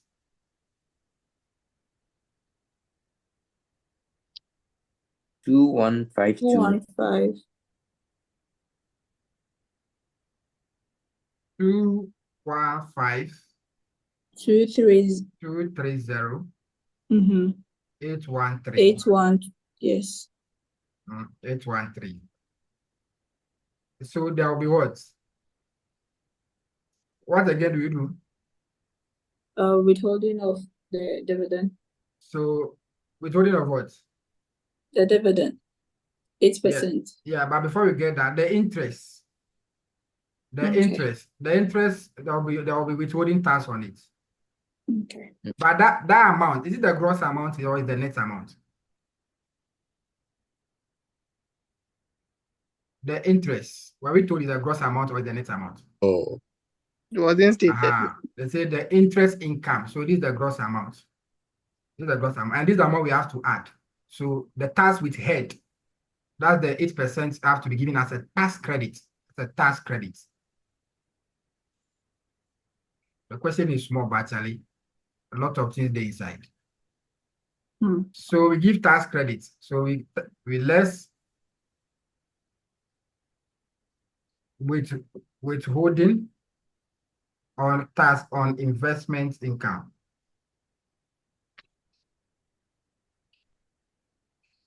So that will be 8% by the 21 million.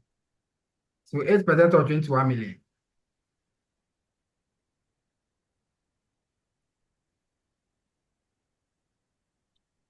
So 0.08 by 21. 1,680,000. This will be taken off. Then we know the net tax payable. So why you take the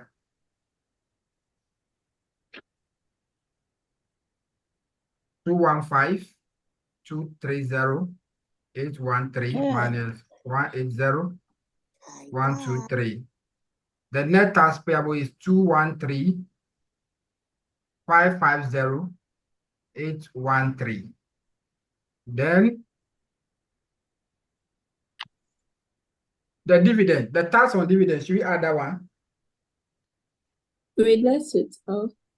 No, No, that is no. a final tax. That is a final tax, so you don't add. So this is the next tax payable.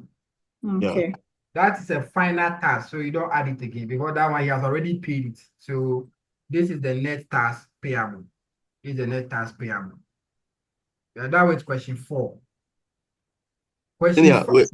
Yes. This is a quick one. The note 5. So we didn't add that.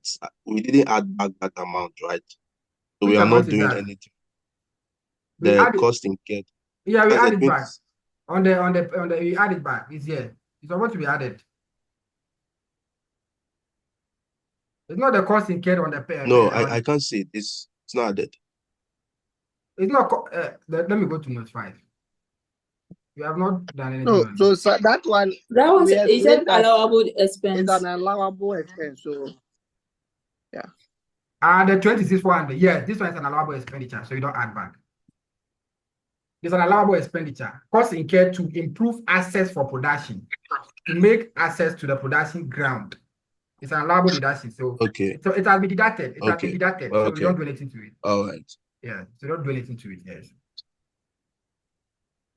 Question 5 is the question in the ICAG mock exam. So this one, I believe we don't have any problem with it. We don't have any problem with it. So let's move on. Now, taxation of trust. Hello, sir. Yes. Let me solve. Yes, the 21,000, the III notes. My big concern with the it looks like there were a lot of treatment for that particular one. So if you could just explain the rationale behind the treatment of that 21,000 again for me. The 21 million, right?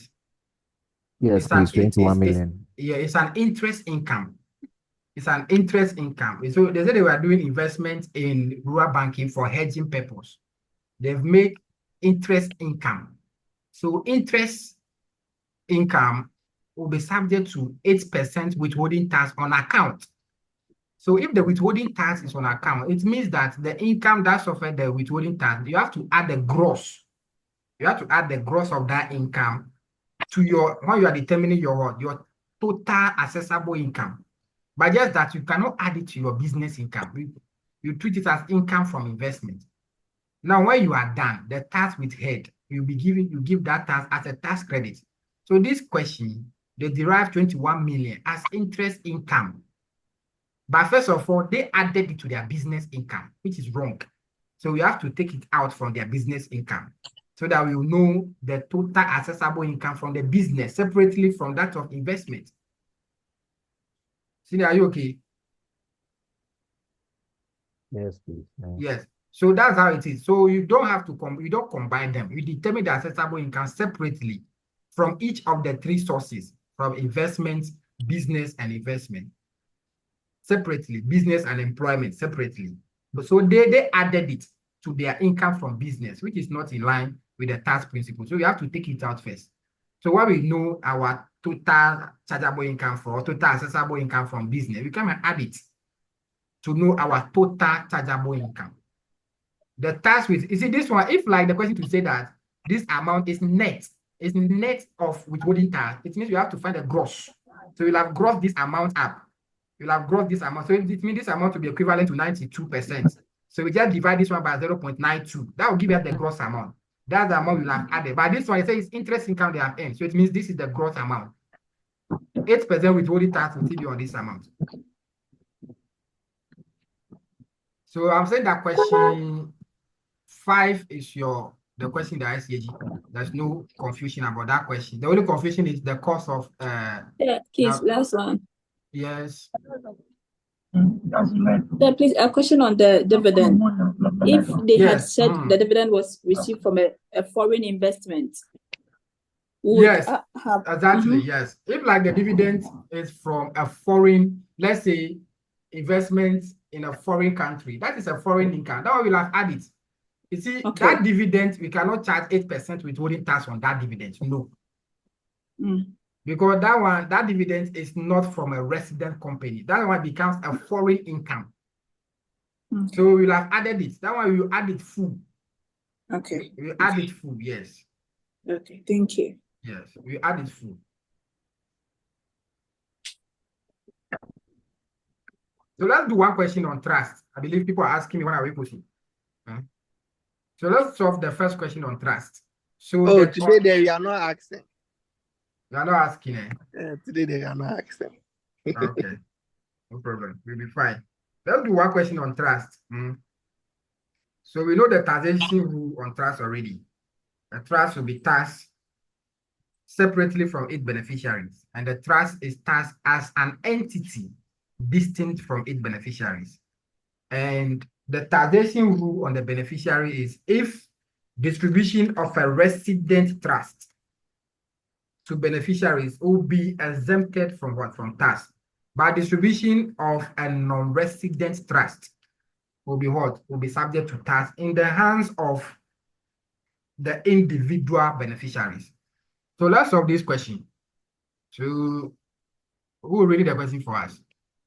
Somebody should read the question for us. Okay. Trust, taxation on trust, question 1. Kofi Mensah, who hails from Cape Coast in Central Region, died in January 2021 and left his estate with Buzia Trust Company. A 10-member group of individuals from Buzia Limited were appointed as trustees who happens to be residents. Kofi Mensah has 2 children, Ya and Ama. These 2 children were made the beneficiaries, and each of them is entitled to one-third of the net distributable income of the trust, with the rest for administrative expense. During the year 2021, amount of 4,000 Ghana cedis each were made to the children. The gross profit before other expenses below for the year 2021 was 3,500. 3.5 million. Yeah. Thank you. Donation note 120. Administrative expenses including trustees fee 70. Note to the donation. Ghana Scholarship Secretariat receipt obtained GS. A political party for campaign 20 and 30. Funeral of the mothers of the 2 members of the board of the trust 5,000.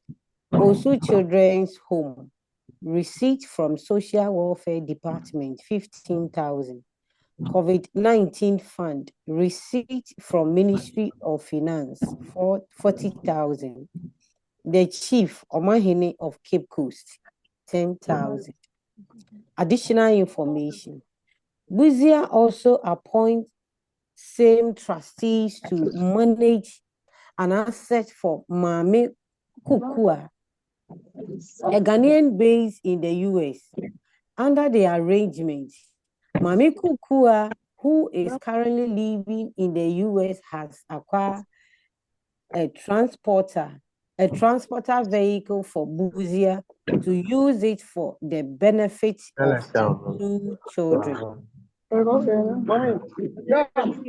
Yaya Mensah and Nana Yam. Wait, let me off this person. Let me mute this person here. All right, let's move on. Okay. Under the arrangement, Mame Kukua, who is currently living in the US, has acquired a transporter vehicle for Buzia to use it for the benefit of her 2 children, Yaya Mensah and Nana Yao Mensah, who are both residents in Ghana. The asset generated a profit of 40,000 Ghana cedis in respect of 2021 year of assessment. Required: A. Compute the income tax payable by the trust for 2021 year of assessment. And B. Determine the tax implication on the income paid to Ya and Ama. Okay, all right. So this is a question of trust. So as I said earlier, trust is taxed as an entity. So just like a resident company, but you have to know, determine whether if the trust is a resident trust or it's a non-resident trust. Now, you also have to know that one person can be appointed as a trust for two or more individuals. So one trust can be a trustee. Let me say this way, one trust company can be a trustee for two or more people, In this question, Busia Trust Company, they are trust for this man, the man who died in Cape Coast, Kofi Mensah. They are the trustees of Kofi Mensah. So, and they are residents. It means they are resident trusts. The owners of the Busia Limited, which is the Busia Trust Limited, they are residents. So it means the trust is a resident trust.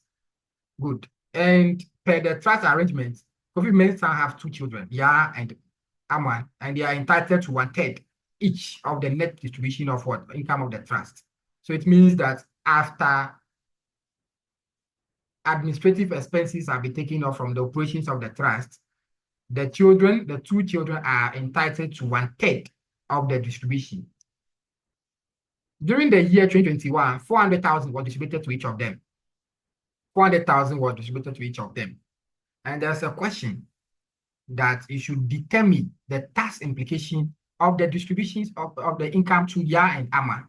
The 400,000 distributed to them, what are the tax implication on it? What are the tax implication on the 400,000 distributed to the two children? Would that income be subject to tax? We'll find out very soon. So let's solve the first requirement. So we are to compute the income tax payable by the trust for the 2021 year of assessment. So let's do that first. We are giving the gross profit before the following expenses were computed. So they make donation and there are notes to the donation. They incurred 70,000 as administrative expenses, which is inclusive of trustees' fees. This one ought to be an allowable expenditure. Admin expenses and trustees' fees are allowable expenditure. Now let's go to the donations.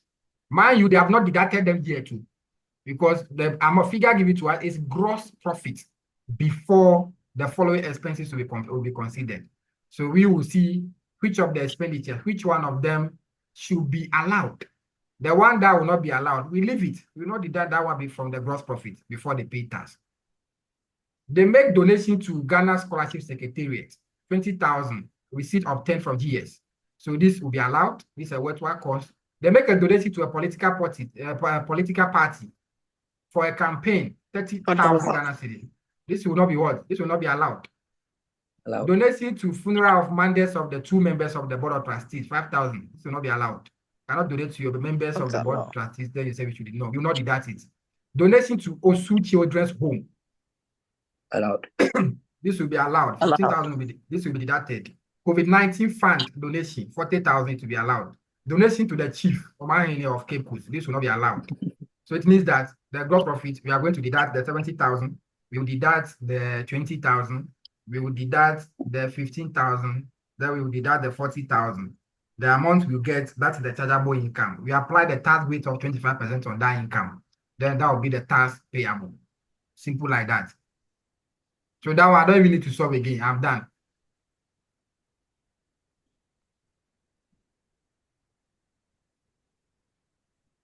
Or are we not okay? No, please. As you write. Yes, sir. Please. Then I go right there.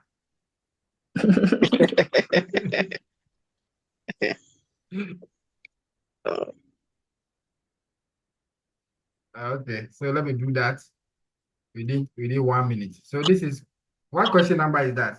Question 1. So taxation of trust. The first question. So trust estate. So their basis period. The basis period is January 1, 2021 to 31 December 2021. The year of assessment.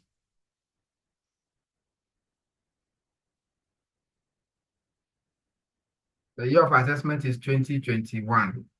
So we have to compute the tax payable. Computation of income tax payable.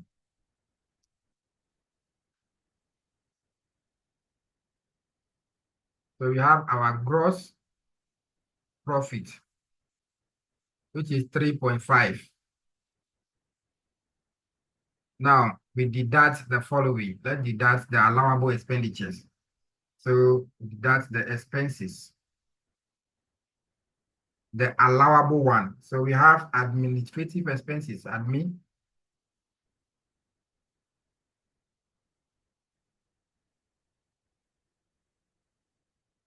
Admin expenses 70,000. Which one again? Donation. So Ghana Scholarship Secretariat.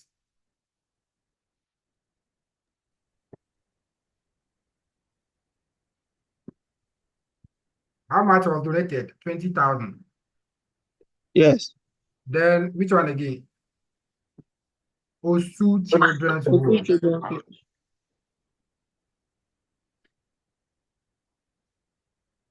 15,000 was donated. Then donation to COVID-19, 40,000. So our total expenses, allowable expenses will be how much? This will be 90. This will be 130. So this will be 145. So our chargeable income will be how much? This will be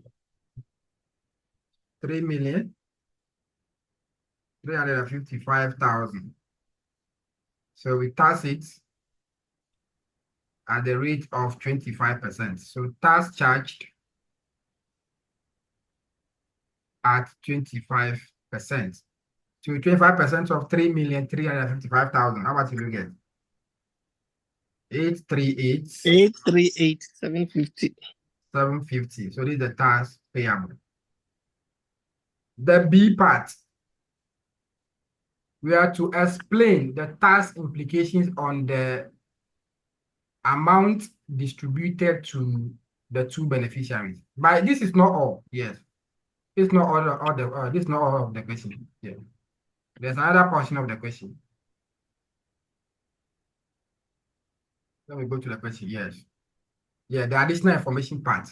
So this one relating to the first trust. I said that one trustee, trust company can be a trustee for more than one individuals. The same people, Busia again, was appointed as trustees to manage an asset of Miami Kukua, a Ghanaian based in US. Under the arrangement, okay, this one blah blah blah blah blah. The asset generated a profit of 40,000. So it means that this 40,000 will be subject to tax at the rate of Busia Trust Limited is also a trustee to Miami Kukua to manage an asset of Miami Kukua. So the management of the asset resulted in a profit of 21 and a profit of 40,000 Ghana cedis. So this 40,000 will be subject to tax at the rate of 25%. So that's another information you have to do. That's another information you have to let the examiner know.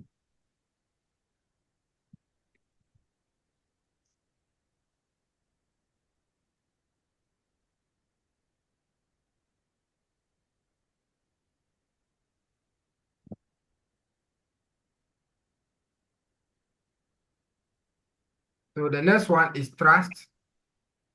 So this one is motor vehicle. So the profit of 40,000 will be what? Will be subject to tax at the rate of 25%. So tax payable will be equal to 25% multiplied by the 40,000. So this will give you 25% of 40,000. 10,000. 10,000.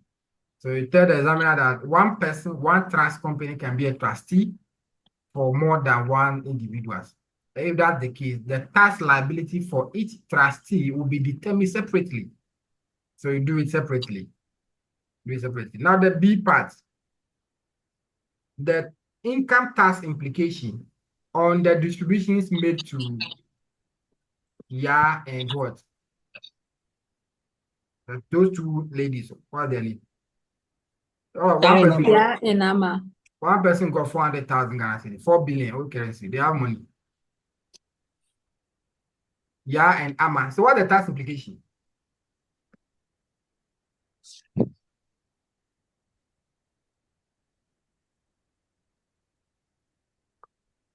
What the tax implication? Would the 400,000 be subject to tax? No, senior. They'll be exempt for tax. The reason is that they are beneficiaries of beneficiary of what? They are beneficiaries of what?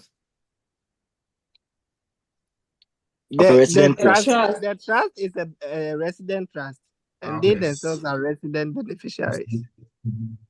No, the beneficiaries, you don't consider the resident status of the beneficiaries. So it's the trust itself. Okay. It's the trust itself. But it's 4 marks. You cannot just write that and get 4 marks.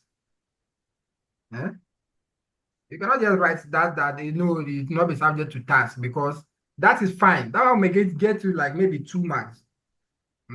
So you tell the examiner the principles. The principles before, based on the principles, the distribution to the Ya and Ama will be exempt from tax because the distribution is made by a resident trust. So you tell the examiner the principle that under taxation of trust,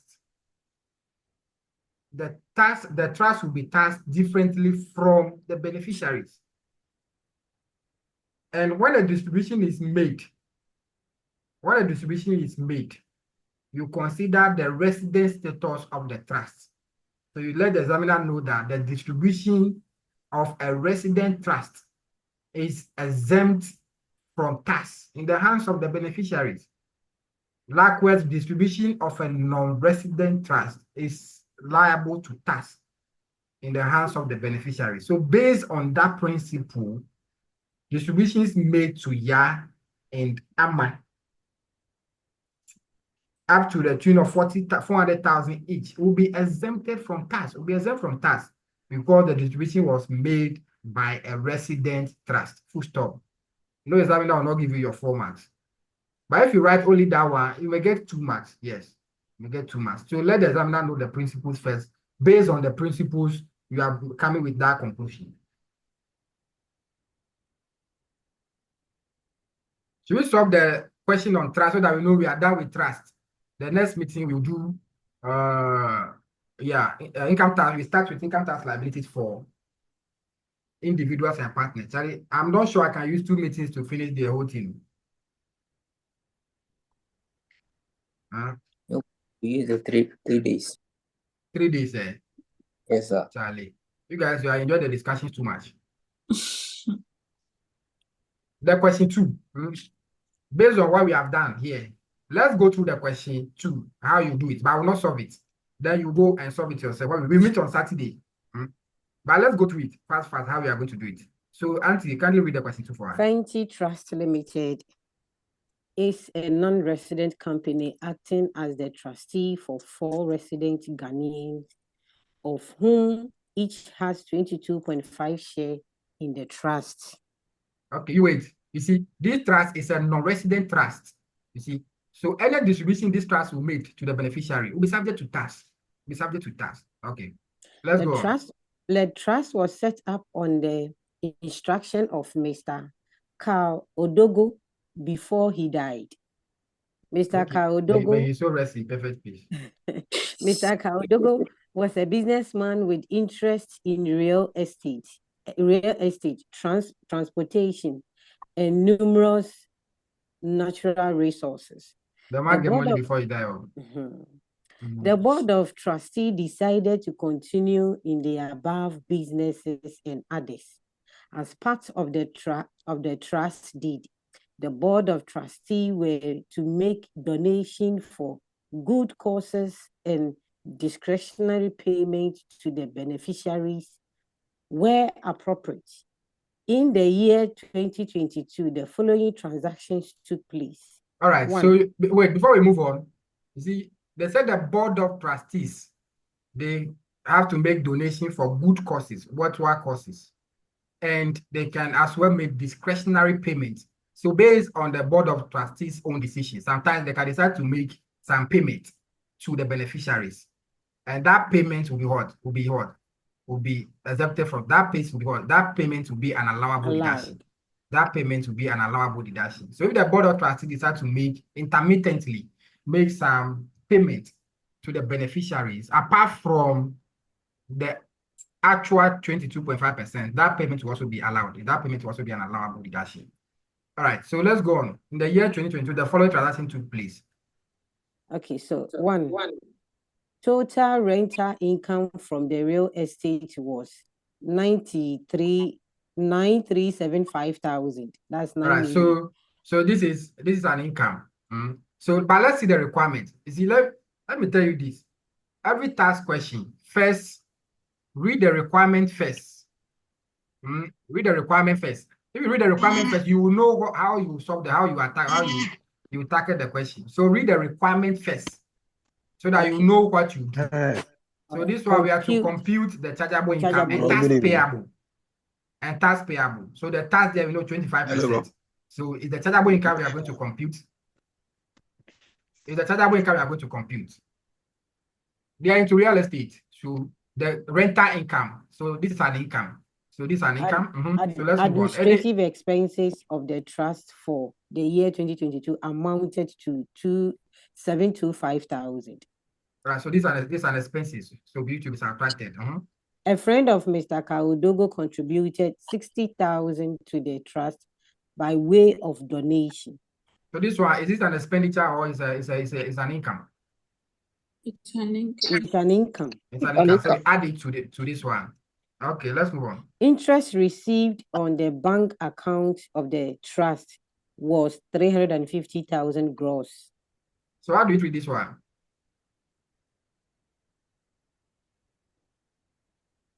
We add it. It's an investment income. Investment income. It's not investment. They say on bank account. Bank account, it is not an investment they have made. It's not investment. So it's their normal bank account that they receive interest on. You add it to their what? You add it to their income. It is not an investment that they have made. No. Yes. They say interest received on bank account. It's not if it is an investment, you know how you treat it. There'll be withholding tax on that one. We know how you go about it. So this one is not investment. It is just on their bank account. So we add it.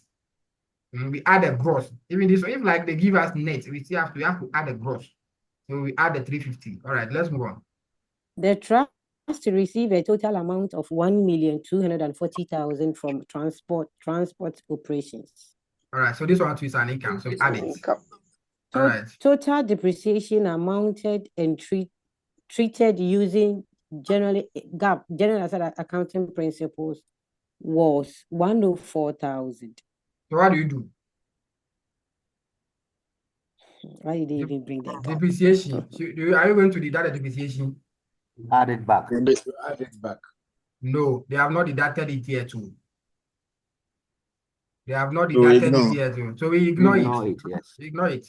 Yes. So read the question. See this one. It's not like they've added this. They've considered them yet. No, they just gave us raw information. We have to determine the chargeable income. They said the following in the year 2022. The following transactions took place. So these are raw information. We have to use it to determine the chargeable income based on the tax principles. So this one we ignore. We don't add back. Hello, let's move on.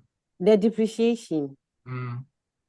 Say the total depreciation computed and treated using the GAAP principle Yeah, they use the GAAP principle to calculate the depreciation. Taxation, we use capital allowance. Capital allowance, that principle is different from the GAAP principle. Okay. It means that it doesn't mean that they have already deducted it too. All right. I thought they have deducted it all because the they have not computed and treated using general. Yes, it means that the treatment, they use the GAAP principle to calculate the depreciation.